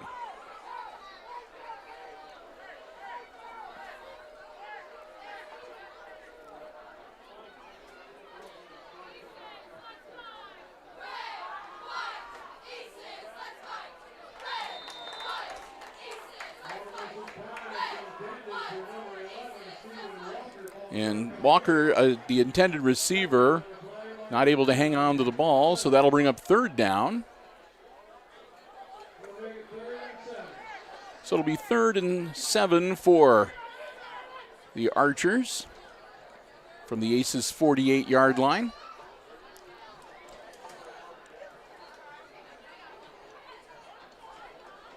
Ultimus working a long count himself this time around.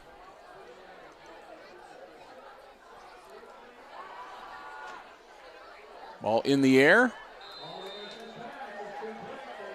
And that ball is caught on the far side by Moore. Moore will move the chains.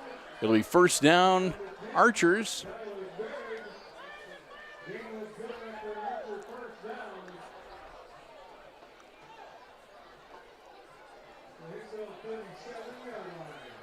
So the Archers take it down close to the 35-yard line. They're at the 37. Ultimus.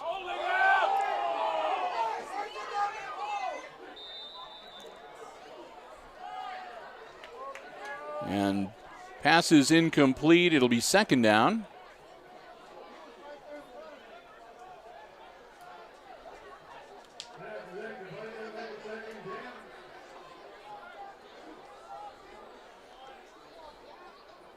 So 2nd and 10 now for the Archers.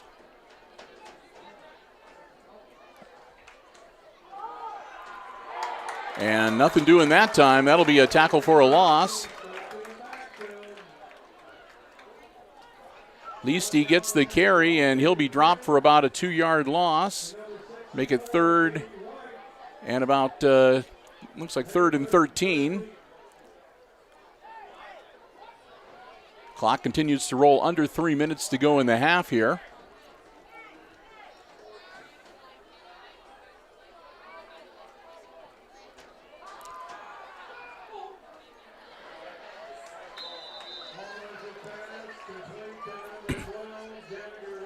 And Jagger Landers makes the grab, and that'll get them the yardage they need. They needed 13, and Jagger got them 14, so that'll move the chains. It'll be first down for the Archers with 2.5 minutes to go here in our first half. So they move the ball down to the Aces' 27-yard line.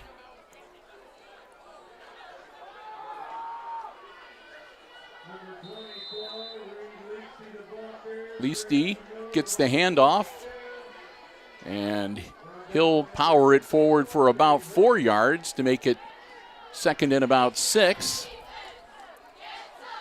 Now they're going to actually say that he made it to the 22-yard line, so it will be second and 5.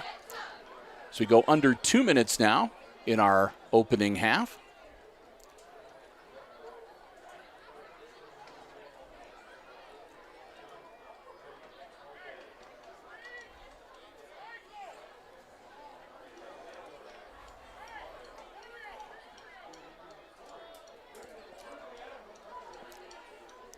Altimus with the ball, puts it in the air. Got a man open. Incomplete.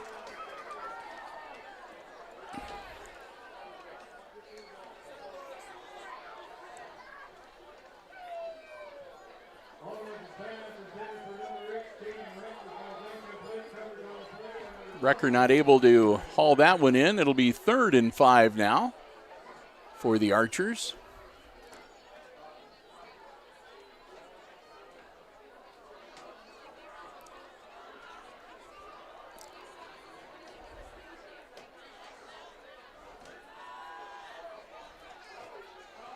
And that one will be incomplete.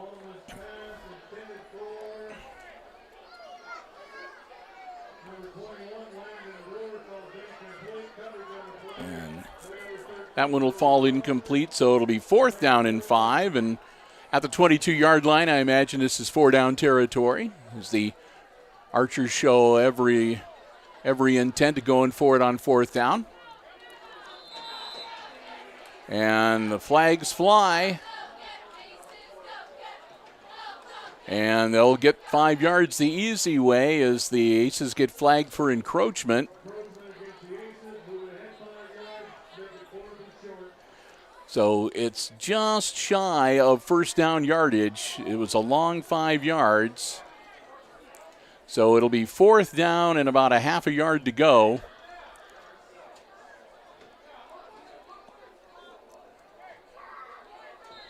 And they'll start the clock up with 1:25 to go in the half.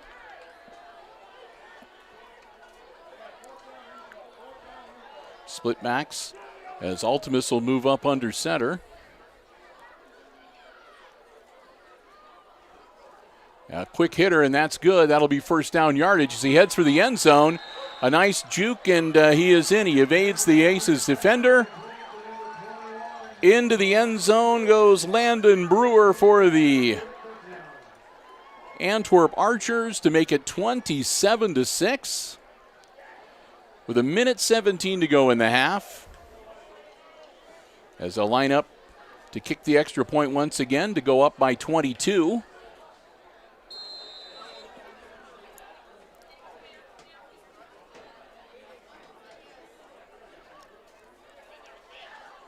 Kick is up, and no good.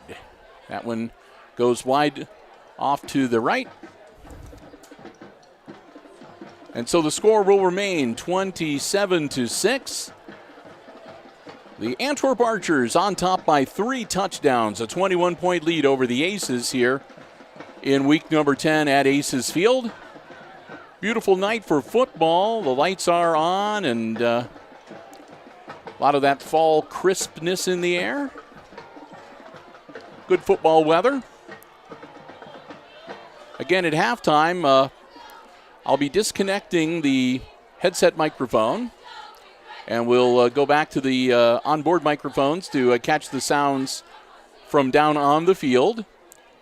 And we'll keep the live stream going during the halftime show, but I have to move next door because I do the announcing for the Aces Pride Marching Band. So we'll just have a sort of a widescreen static shot for you for most of halftime. So hopefully you will be able to see everything going on with the Antwerp Archers and the Aces Pride Marching Band. And like I said, then I'll be back with you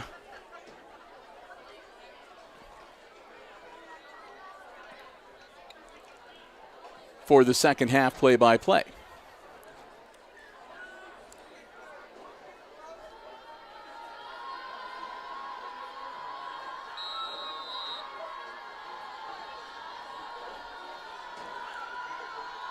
So the Aces put the ball in the, or the Archers put the ball in the air, and it's caught by Baird. Baird bouncing off one of his own men, but stays on his feet. Baird still on his feet across the 30-yard line and battling out to about the 32-33.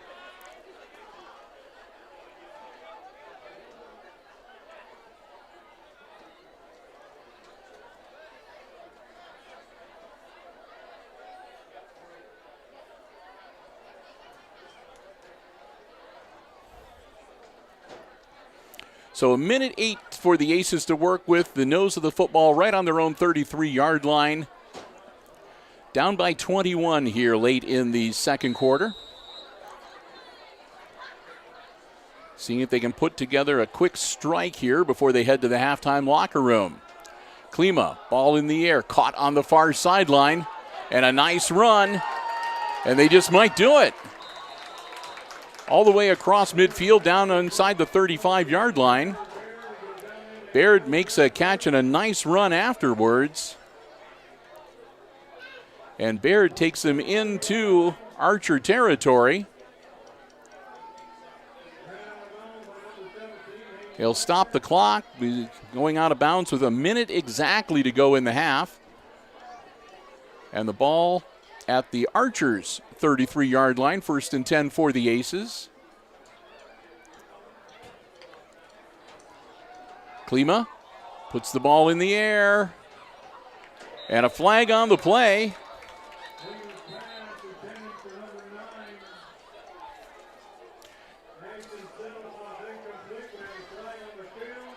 Klima's throw incomplete, but a flag on the play.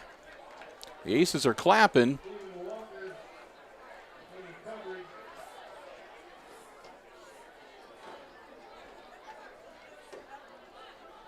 And they'll march it off against the Archers.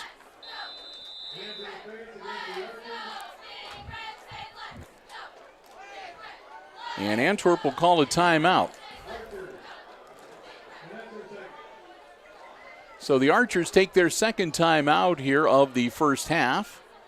With 55 seconds to go after the penalty, the ball down to the 22-yard line of Antwerp. So the Aces will have the ball there, 1st and 10. So just outside of the red zone with 55 seconds to work with. Hicksville down by 21. Our score right now is the Archers leading 27-6. So the Aces would dearly love to be able to put 6 or maybe 8 more points onto the scoreboard here before halftime and get themselves a little more back into this football game. Like I said, right now they're down by 21. And, of course, when we get into the second half, if one team goes up by 30 or more points over the other, it institutes the running clock.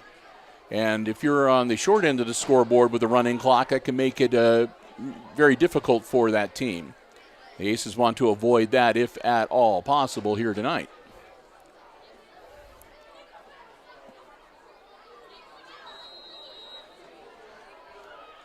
So here we go, 55 seconds left. Klima puts a man in motion, hands off the ball. It's a double handoff, and then back to Klima. And Klima puts it into the air, and it's intercepted in the end zone by the Archers. That was Leasty. Number 24 grabs the pass in the end zone. So that'll be a touchback, and it'll come out to the 20-yard line for the Archers. Another turnover for the Aces tonight, and they've all come at bad time. Well, there's never a good time, I guess, for a turnover, but the Aces have been turning it over when they've been getting close to or in the red zone and driving towards the end zone. Got to be a little bit disheartening. 45 seconds to go, and the Archers will just be able to snap the ball a couple of times and run out the time here. So they'll take a knee on first down, and that should take the clock down to close to about 5 seconds before the play clock expires. So really any time now, they can just take another snap and another knee, and that'll be the end of the first half.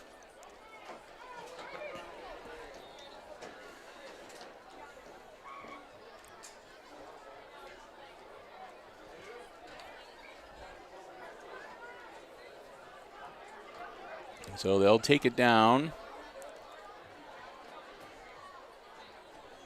And then if they'll get ready. And they'll burn off the remaining couple seconds, and that'll do it. We've reached halftime. So it's halftime here at Aces Field. And our halftime score, it's the visiting Antwerp Archers leading the home-standing Aces 27-6. Our halftime score. I do want to take another moment here to say a big thank you to our Diamond Level supporters, our underwriters for our football coverage for the entirety of the season, making our coverage possible here tonight. The Jim Schmidt family of automotive dealerships in Hicksville, Ohio. Jim Schmidt Chevrolet Buick, Jim Schmidt Ford, and online at jimschmidtauto.com. And also APT Manufacturing Solutions of Hicksville, located in Hicksville's Industrial Park. Check them out online at aptmfg.com/careers. Well, I'm going to step aside here. I'll disconnect the sports headset microphone, and we'll go back to the onboard mics on the iPad camera, the iPad Pro, and we'll bring you the halftime entertainment. And I will be back. And again, I have to leave because I'm going to be doing the announcing for the Aces Pride Marching Band here shortly. So we'll leave it as a static shot here so you can see all the stuff going on the field. And I will be back, and I'll have all the exciting second half play-by-play coming your way right here on HIX-TV.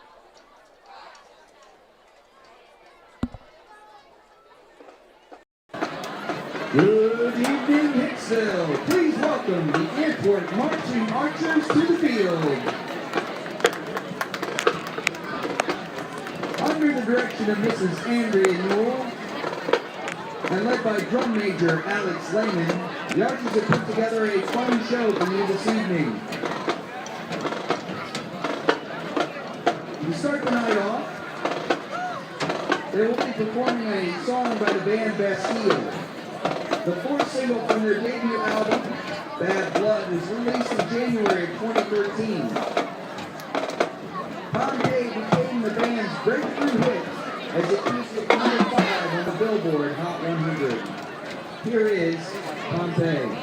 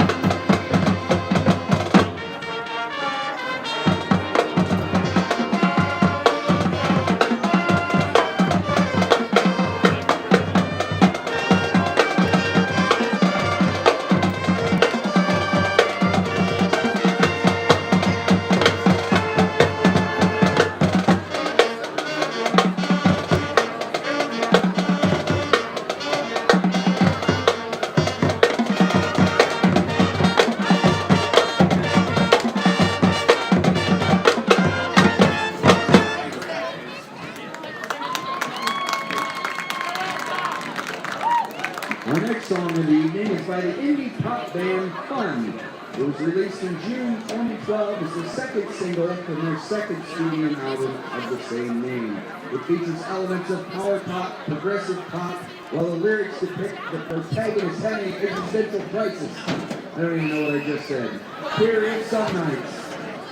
Way to go, Cord!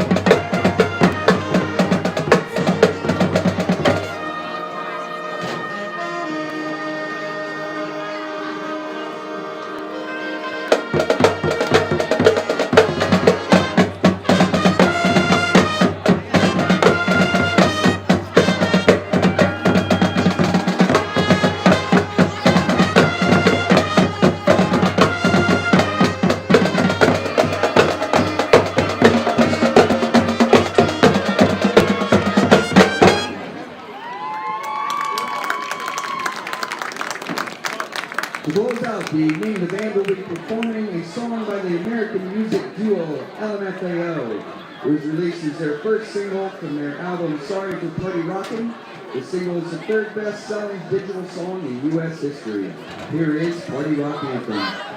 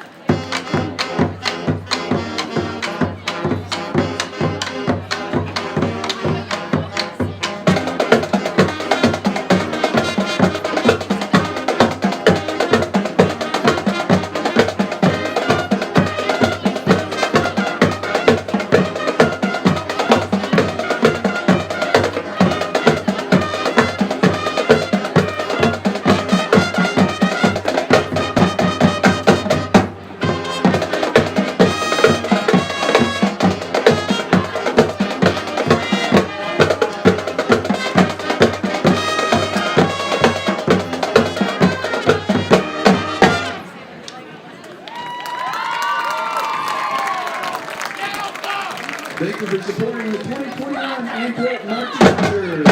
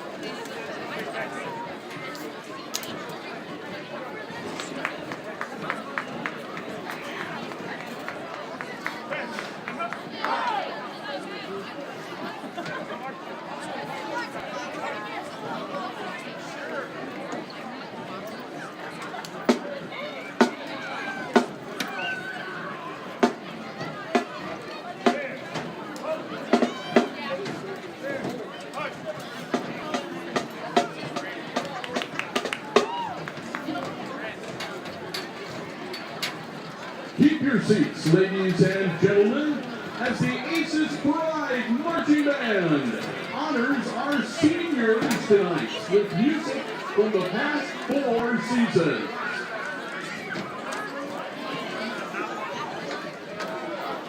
We'll begin our performance this evening as we travel back to our 2019 season when the band went crazy. Hold on to your hats as we go off the rails on a crazy train.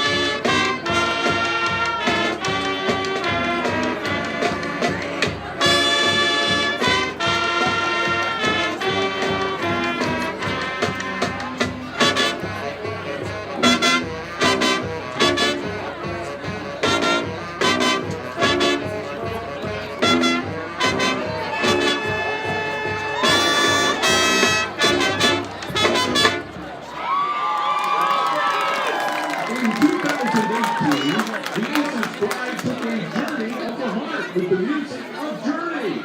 Tonight we feature our opener from that show. Enjoy as the band serves it up any way you want it.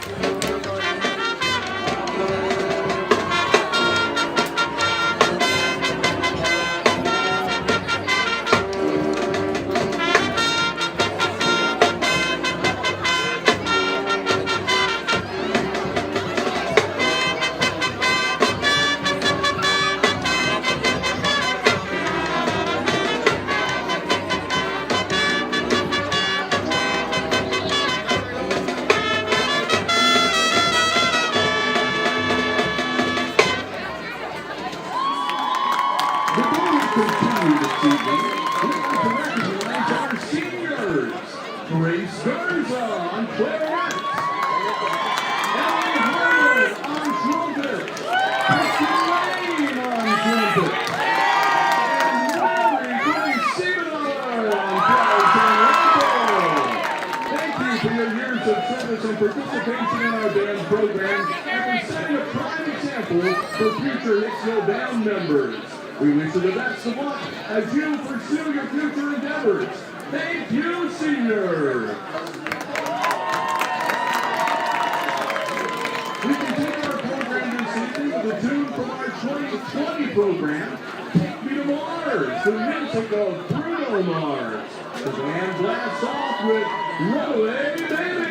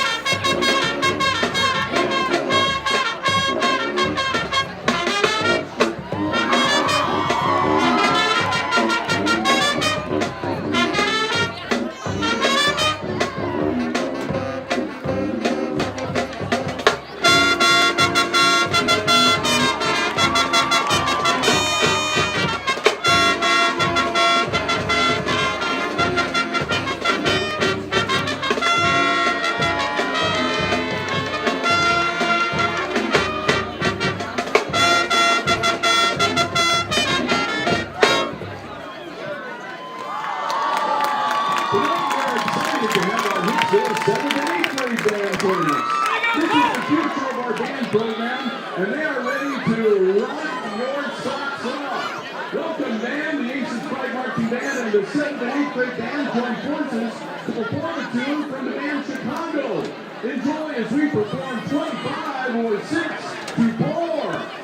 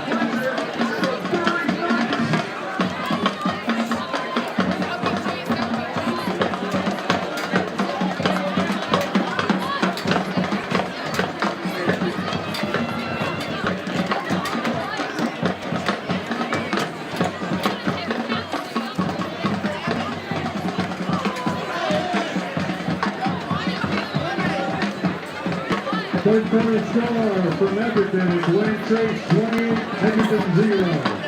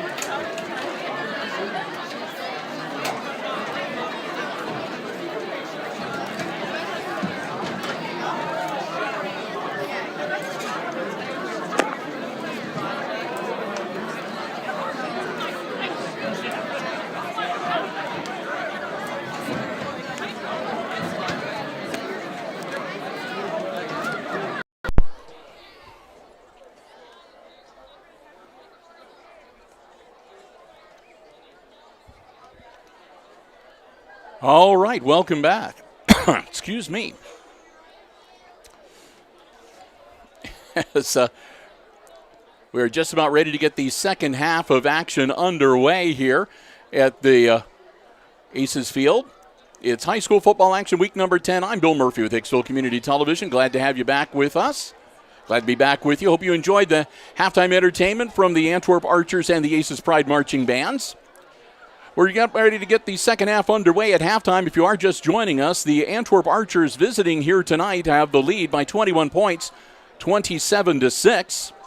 And they will get the ball first to start the second half of play. The Aces will be kicking off to them. It was just a really frustrating first half for Aces fans, as there were several opportunities for the Aces where they were driving and doing really well offensively down inside the red zone or close to the red zone and giving the ball up to the Archers on turnovers.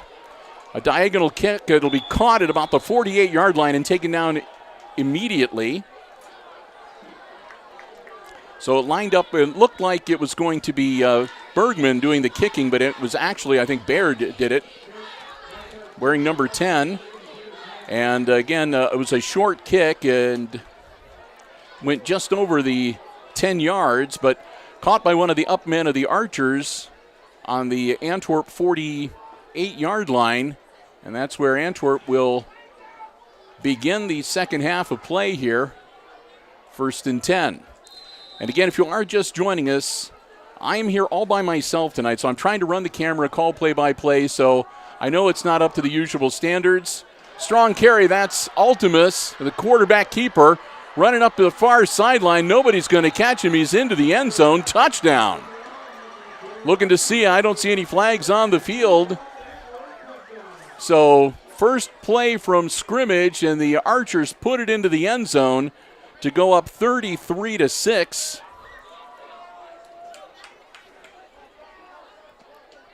Over the Aces. As I was mentioning, it was a frustrating first half for the Aces as they turned the ball over several times, and they killed some of their better offensive drives in doing so.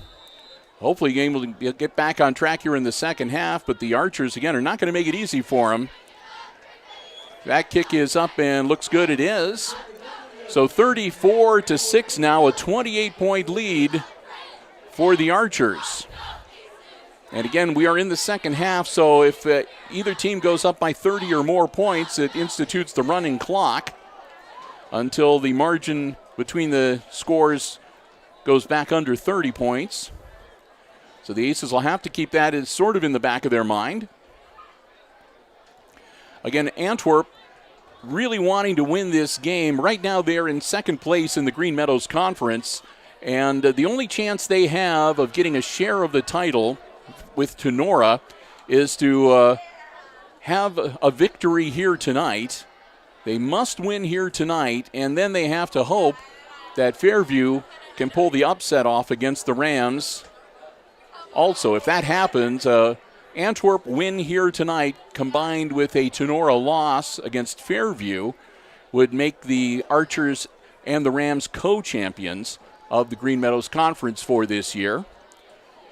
If the Archers lose tonight, then they'll be out of it.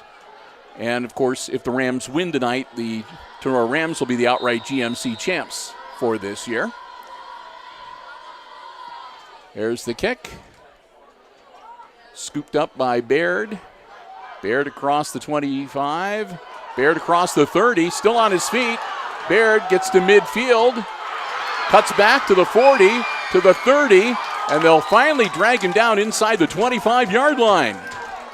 Kyler Baird answers with a strong return as he takes it down inside the 25-yard line where the Aces will set up shop 1st and 10 with 11:34 here to go in our second quarter, or in our second half, in our third quarter of the second half. I'll get it straight. Like I said, I'm here all by myself, so I don't have my usual, spotters and dialogue coaches and everything.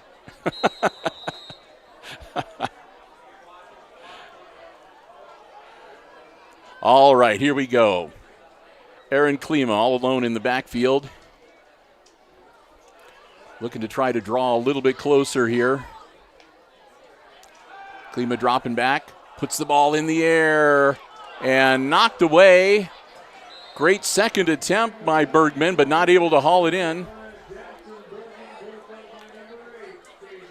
So the pass will be incomplete. That'll stop the clock with 11:28 to go here in quarter number 3. And it'll be 2nd and 10 now for Hicksville.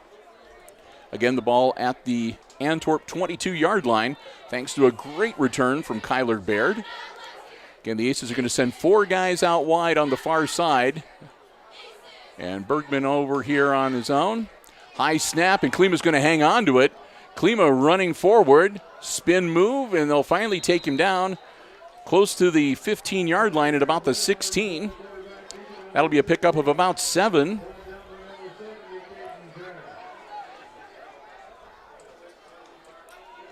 And quick no huddle, another snap, and this time Klima's going to hang on to it himself, but he'll be dropped for a little bit of a loss. We'll see where they mark it. They might have get him back to the original line of scrimmage. And that'll bring up 4th down and 3 for the Aces.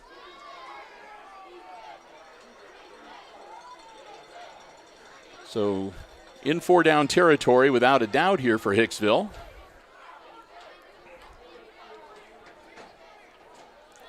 Clock continuing to roll, 10.5 minutes to go in quarter number 3. And we're going to have an early timeout called by the Aces. So Hicksville will burn their first timeout of the second half. Again, it'll come with 10:27 to go in the third quarter, as they don't want to have anything go wrong here. This is a must convert down. It's 4th and a long 3 for the Aces. The ball at the 16-yard line.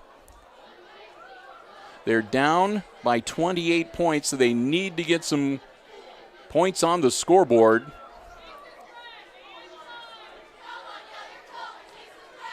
The Archers break their huddle first. They'll head back out to take up their defensive positions. Coach Smith out there going over everything with his offensive team. Again, wanting to make sure everybody is on the same page for this very important play.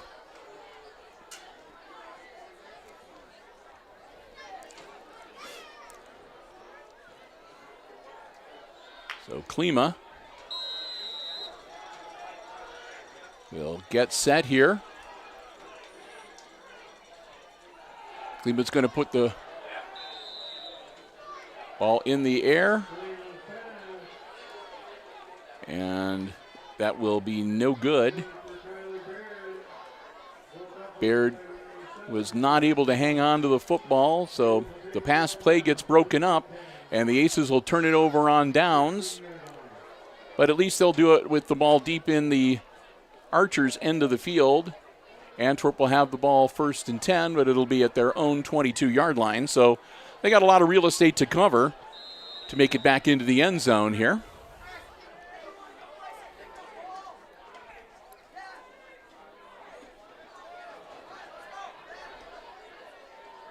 Ultimus looking things over, taking his time, gets the snap, hands it off. That's to Leasty.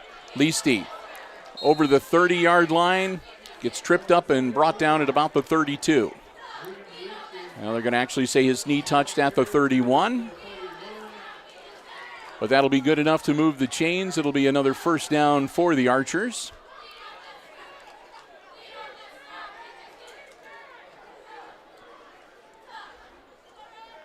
So credit Leasty with 10 yards on the carry and a first down for Antwerp.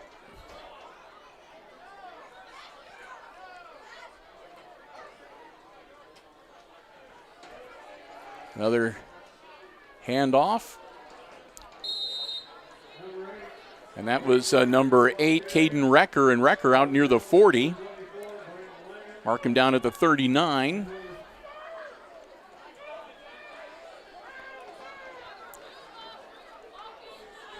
Clock continuing to roll here. Down to about 9.5 minutes to go in the third quarter.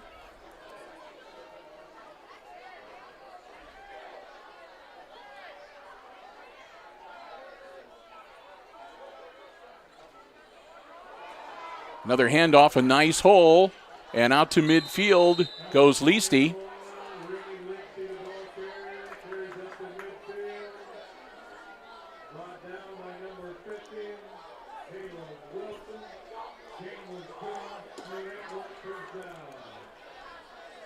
So that'll move the chains once again for the Archers, as they'll have a 1st and 10 right at the midfield stripe.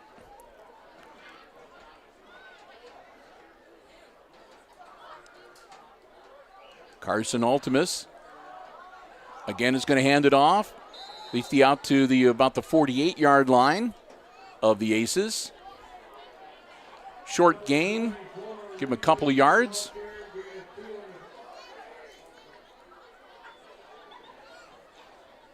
And again, they move the ball forward and keep that clock rolling.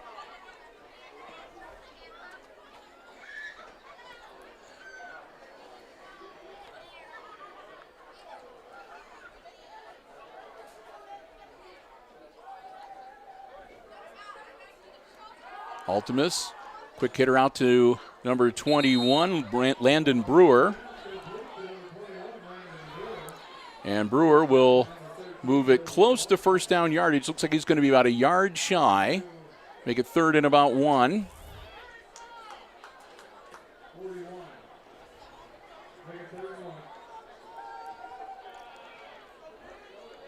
So 3rd and 1 for the Archers. 8:17 to go. Clock stopped when Brewer went out of bounds.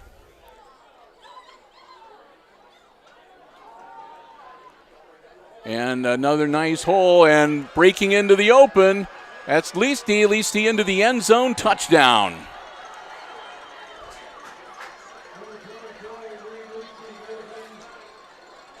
So Reed Leasty into the end zone to make it 40-6. That'll put the Archers up by 34, and that means that the continuous clock should kick in here on the Aces' next possession, and will continue until the Aces are able to make the margin less than 30 points. So again, we're going to set up here for the extra point. Kick is up, looks good, and it is.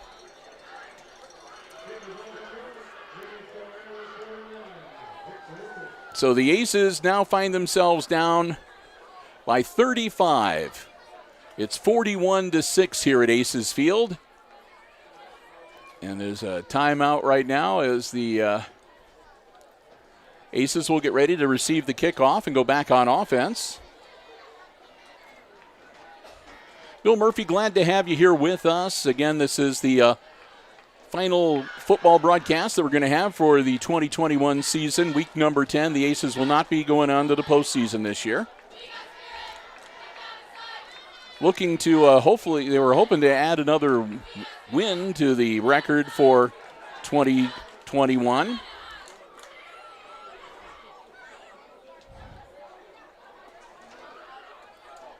But those hopes are, to be, let's be honest, starting to dim a little bit here tonight.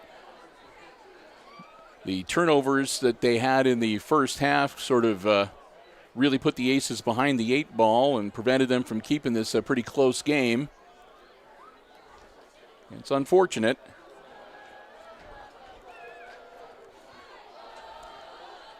So the Archers will get ready to kick it back off.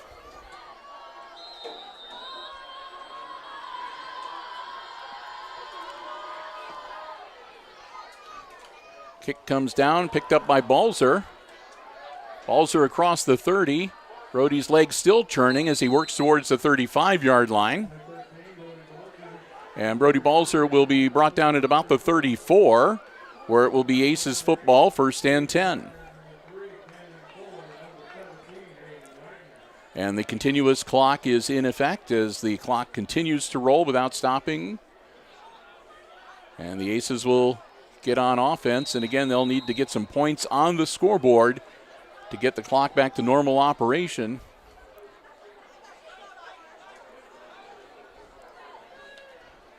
Klima gets the snap, quick handoff, up the middle, and a nice run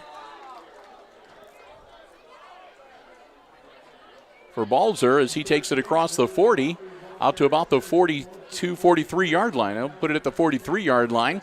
Aces are going to work a little no huddle here, it looks like. Another handoff, and that's to Bergman. Bergman gets around the corner on the far end, and he'll take it near midfield. That'll be a 1st down for the Aces.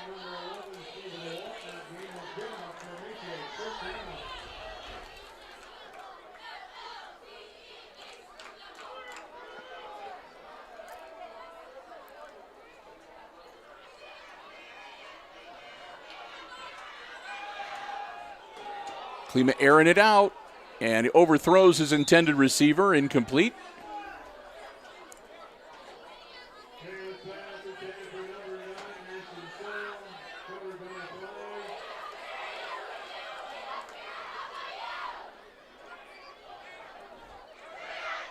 Clock continues to roll. We're down to 6 minutes to go here in quarter number 3.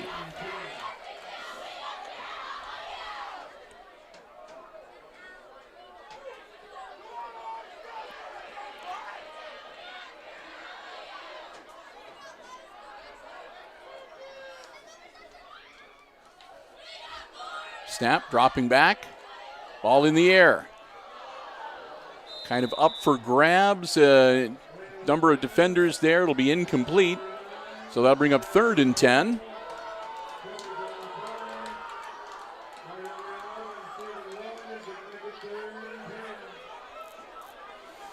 So the Aces now looking at a 3rd and 10. Again, the ball at their own 49-yard line, just short of midfield.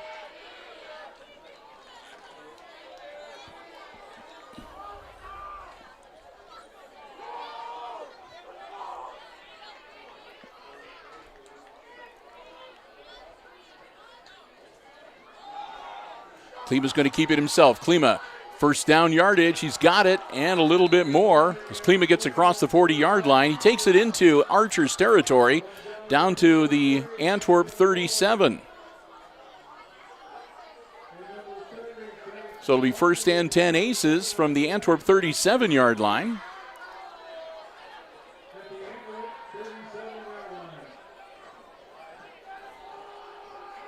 Clock rolling, 4.5 minutes.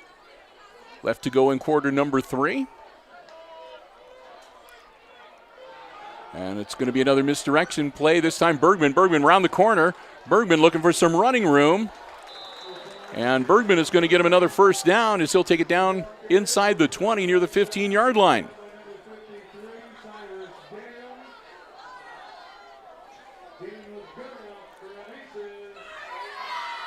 We're going to put the ball at the 16-yard line of Antwerp, where it'll be 1st and 10 Hicksville.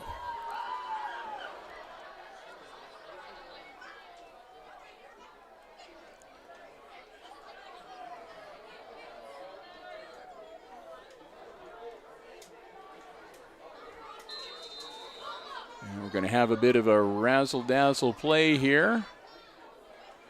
And timeout called by the Aces.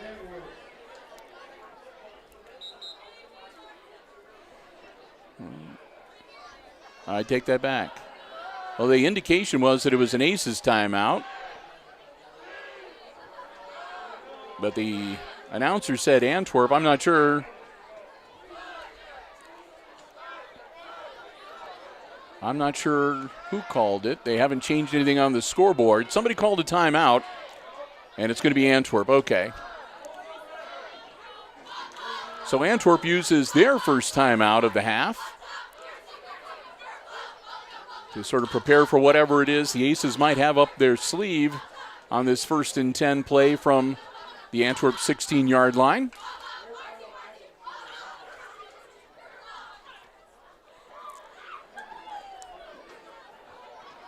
And again, with the running clock, a timeout is one of the few things that will actually stop the clock.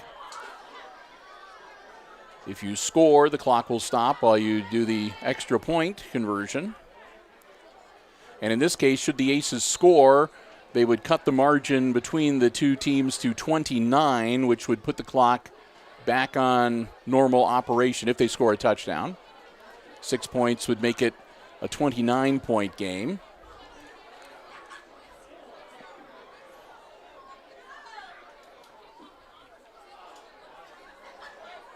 So here we go. A little more standard type formation for Klima and company this time around. Ball caught and hit hard on the far sideline. Down to about the 14, maybe the 13-yard line. Baird was the person who made the catch. And again, took a shot over on the far sideline, not out of bounds. Well, it wouldn't matter either way, running clock. So we go under 3 minutes here. Another handoff. And he'll be brought down out.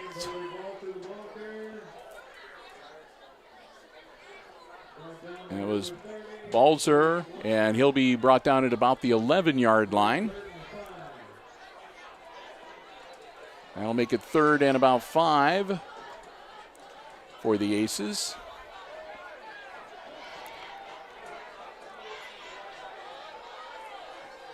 High snap, and he throws it out on the lateral, and that'll be a tackle for little to no gain, and that'll bring up 4th down.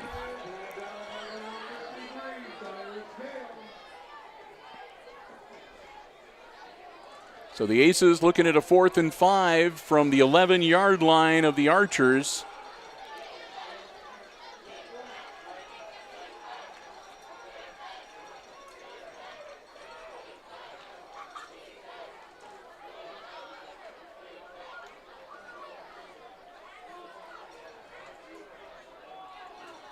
And gets the play in. They're going to have to hurry it up here.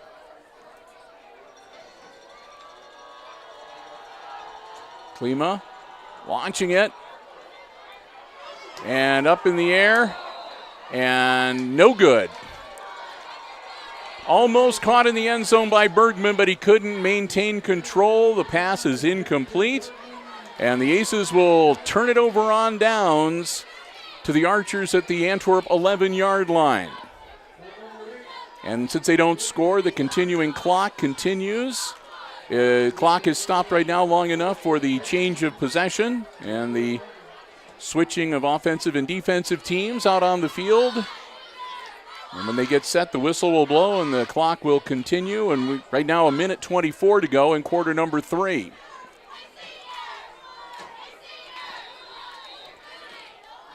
So that'll restart the clock. Snap, handoff, and powering it straight ahead close to the 20-yard line. And that was number 23, Miles Doster. Doster, a freshman in the game here.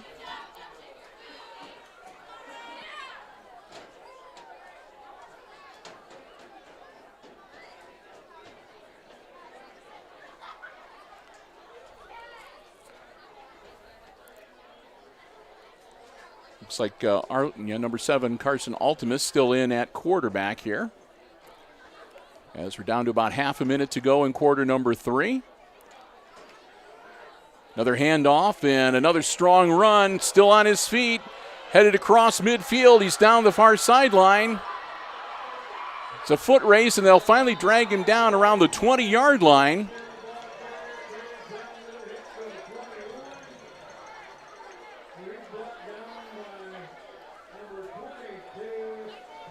And I think that was Brewer with that long run, that carry, and that should be the end of the third quarter.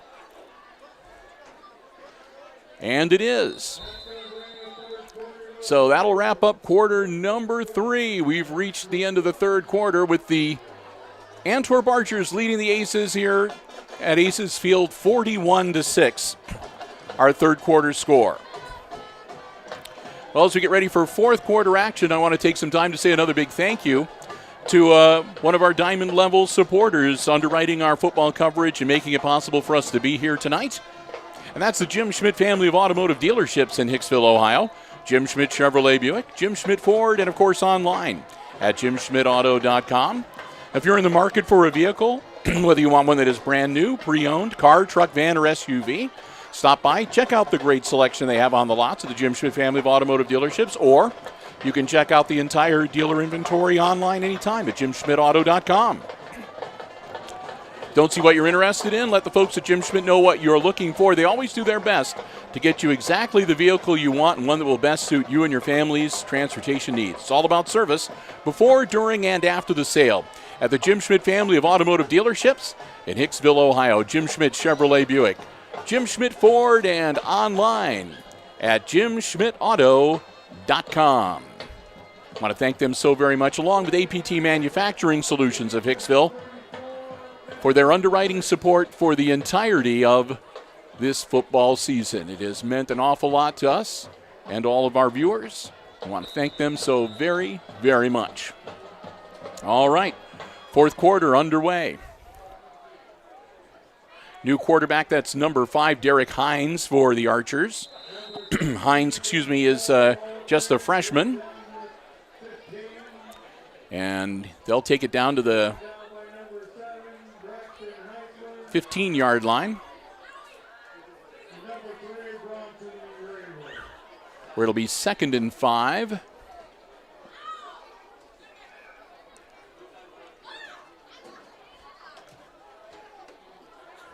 That's another quick handoff. That looked to be to number 16, Dane Schall. It does look like they have a lot of their younger players in now to finish out the fourth quarter here. Again, this game well in hand for the Archers as they're up by 35, 41-6. They've got the running clock on their side as well. So 11 minutes left to go in this week number 10 football game. What's going to be another tough night for Aces fans here on the gridiron.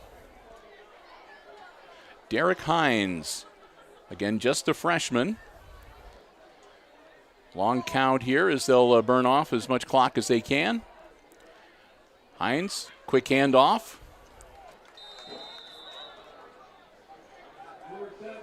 And that was to number 17, which is Hayden Wagner.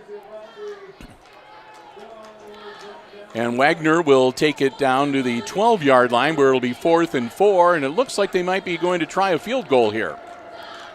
So why not? This would be a great time. I mean, if you're going to want to get some practice in at field goal attempts, this is the situation in the game that it makes sense to do just that.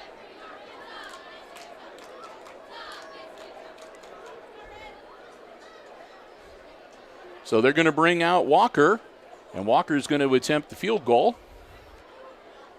Ball will be placed down at about the 22-yard line. Puts his foot into it, and that's not going to be, nope, that'll be no good. That one never had a chance. Walker just didn't get enough foot into it. And it's off to the right side of the uprights, and no good. So the score remains 41-6, and the Aces will take over after the unsuccessful field goal attempt. They'll have the ball on the 12-yard line.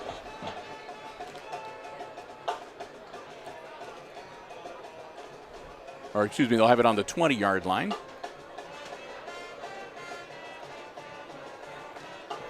First and 10. With the unsuccessful scoring attempt, the clock will stop briefly with 9 minutes and 39 seconds to go in regulation.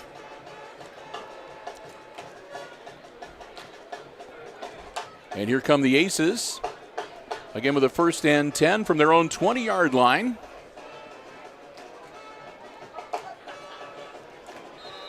And they'll start the clock back up, and here we go.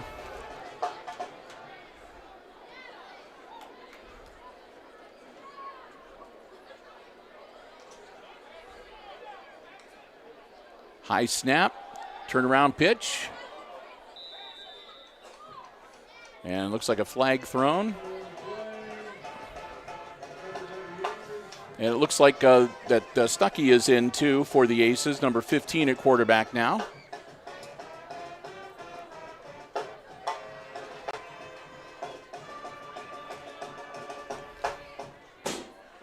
So with the flag, we'll back him up 5 yards. So now it'll be 2nd and 12. Move the ball back.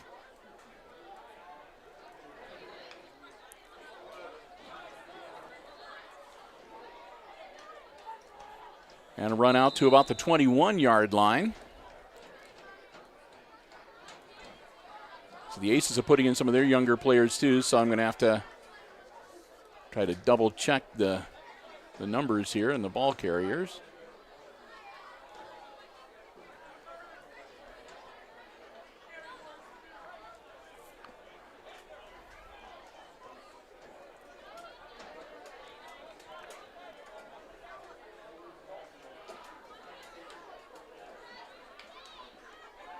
Stuckey dropping back, rolling out, looking downfield. And he's going to be taken down back at about the 10-yard line.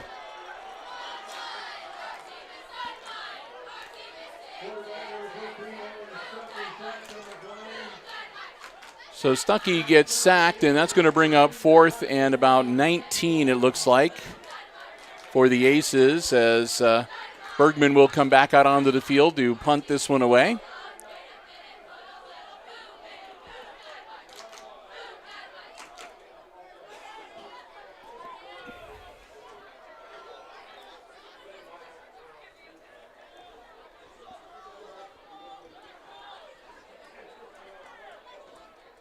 Deep man for the Archers looks to be Hayden Wagner, wearing number 17.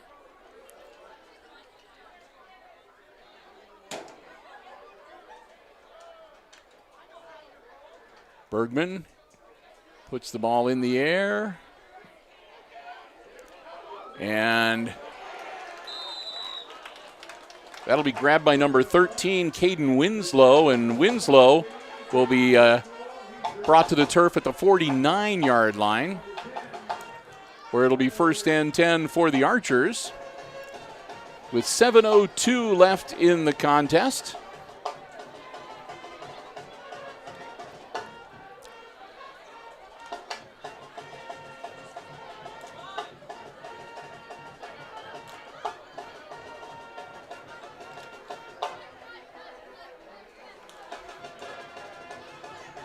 So here comes Antwerp. Again, Derek Hines, the freshman quarterback, in to finish out the game.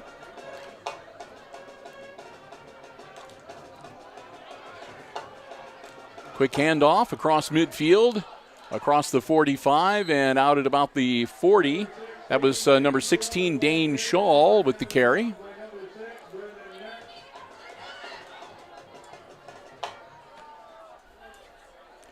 Take it down to the 41-yard line of the Aces.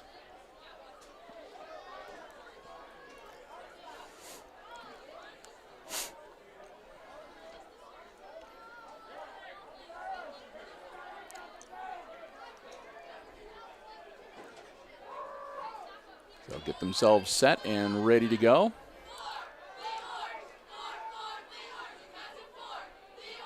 Again, a long count. The clock is on their side. Every second that ticks off is 1 second less that the Aces have to work with.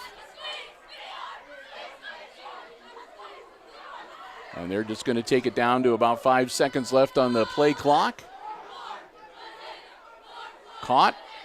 That's number 88 with a spin move and out of bounds. That will be Ben Savina. Savina, a sophomore, getting himself a catch and a carry and a few positive yards on his stat sheet. As we go below, well, we're past the halfway point of the fourth quarter now with 5.5 minutes left to go in the contest.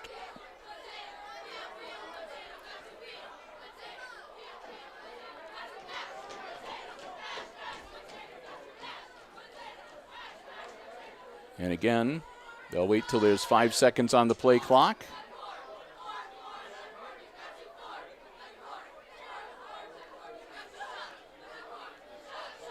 Quick snap, handoff, powering forward. Number 33 with the carry, and that is Jackson Jones. Jones will take it down to the 34-yard line where it'll be third and about 3.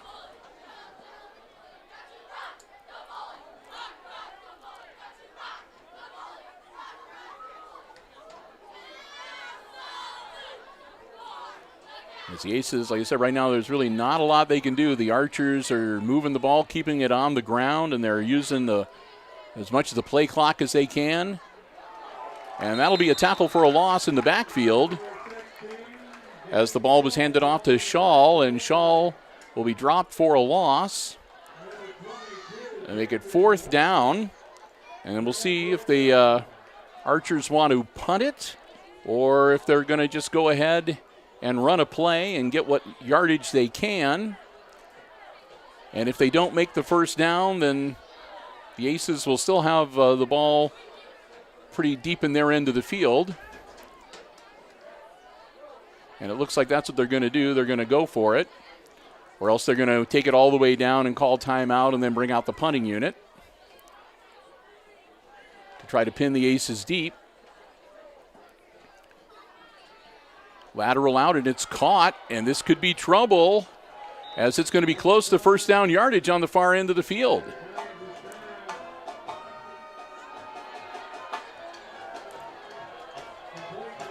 And he got it. It'll be a first down for the Archers, and that might be about all she wrote for the Aces in this game with the running clock in effect. As down to 3 minutes to go in the contest.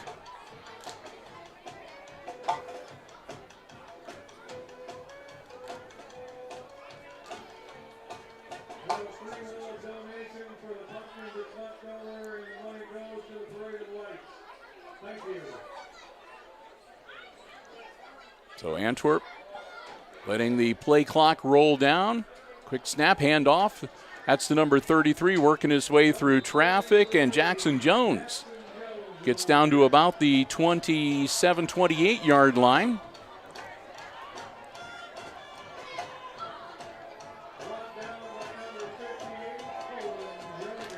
So Jones will take him down to the 27-yard line where it will be second and about 7 for the Archers. As we'll probably have about 2 minutes left to go in the game when they snap the ball.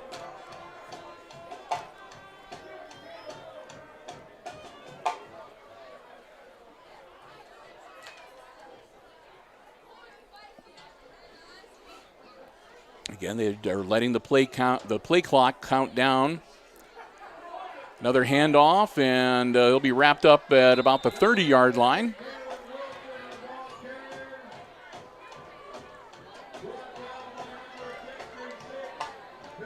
So back to the 30-yard line. That'll be the loss of a couple to make it 3rd and 9. With a minute and a half to go in the game.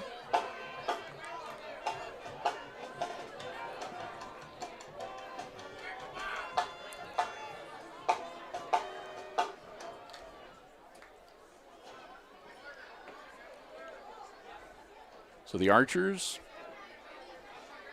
letting the play clock run down, the game clock along with it. Ball snapped. Handoff, and again a quick tackle as they give the ball to number 16, Dane Shaw, and Shaw tackled almost immediately. That'll bring up 4th down and about 12 Clock continuing to roll. And the Archers, if they take the play clock way down and then snap the ball and run a play, they might be able to come pretty close to running out the remaining time right here, right now.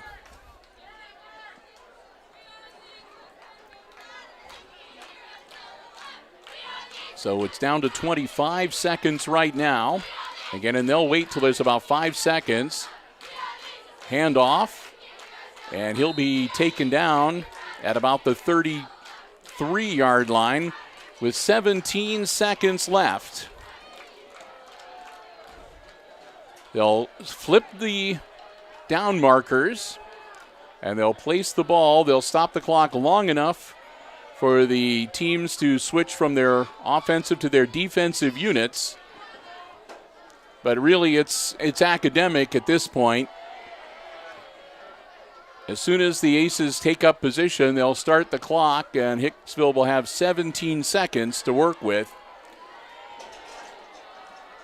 They do have a one timeout left. So they could stop the clock if they were able to pull off a remarkable play and needed to stop the clock to set something up. Stuckey hands the ball off, working his way through traffic, and that will be the ball game. That's the final whistle, and it's all over. Your final score here tonight in week number 10 varsity football action. It's the visiting Antwerp Archers defeating the homestanding Aces 41-6, the final score. And with that, again, we'll put a wrap on the 2021 varsity football season here on Hicksville Community Television. We want to thank a lot of people over the course of the 10 weeks that we've been following football. Of course, it goes without saying, the Hicksville Athletic Department and Mr. Overmeyer and Hawk, co-athletic directors, giving us our space, helping us out many times, and just being great hosts, as they always are. And also to all of the schools that we visited over the course of the season, their athletic departments and their athletic directors, always making us feel welcome and giving us spots, and we just can't thank them enough. It's just a great, the Green Meadows Conference, just a great conference, and great to be a part of it, even as a broadcaster. So we want to thank all of those people so very much. And huge thanks also to the underwriters making our coverage possible all season long. APT Manufacturing Solutions of Hicksville, located in Hicksville's Industrial Park. And you can check them out online at aptmfg.com. And if you're looking for work, check out aptmfg.com/careers. And the Jim Schmidt family of automotive dealerships in Hicksville, Ohio. Jim Schmidt Chevrolet Buick, Jim Schmidt Ford, and of course online at jimschmidtauto.com. Both of them diamond-level supporters of Hicksville Community Television, which means that they are underwriting all of our Aces sports coverage on every sport we cover, on every platform that we broadcast on for the entirety of the 2021-2022 school year. We cannot thank them enough. And me personally, I'd like to say a huge thank you to Brian Williams, who was my cameraman for most of this season, and also to Chris Warner, who helped us out a few times and took care of a lot of the social media stuff. I want to thank them both so much for all their efforts throughout the season. And most of all, I want to say a big thank you to all of you. Thank you so very much for joining us for our live streams and being out there in the audience. Thanks for the nice comments that you have made, and hope that you have enjoyed the coverage. Again, maybe not the best outcome tonight, and I realize I'm here all by myself, so not quite the same caliber of coverage as you got used to, but I appreciate all of you so very much. Thanks to all of you who have subscribed to the HIX-TV YouTube channel and click the bell for the notifications. If you have not done so, if you'd like to, we would love to have you as part of our subscriber base. And also for all those who are with us and keeping up to date with all the posts on the Hicksville Community Television Facebook page. We'd love to have you like the Facebook page and become a follower of that as well, so we can keep you up to date with all the stuff that's going on here at Hicksville Community Television, and you don't miss out on any of our programming, whether it's tape delayed or on the live stream side of things. So, again, thanks so much to all of you. You're the reason why we do it, and we cannot tell you how much we appreciate you being out there and being along with us for all these live stream broadcasts. So with that, I'm going to wrap it up, and I'm going to head out for the evening as we put an exclamation point on the end of a tough season for the Aces. But the good news is that they got a great coach and they got a great foundation, and Hicksville will be back, and we'll see better things, I'm sure, in the future. Every team has a down year, and like I said, it's a test and it's a learning experience, and it's one of the great things about sports. So you learn to rise above adversity and bounce back, and the Aces are going to be able to do just that, I am sure. So again, thank you so very much, everybody. Have yourself a great rest of your weekend. Take care. One last time, final score tonight in week number 10. It's the visiting Antwerp Archers knocking off the Aces 41-6, the final score.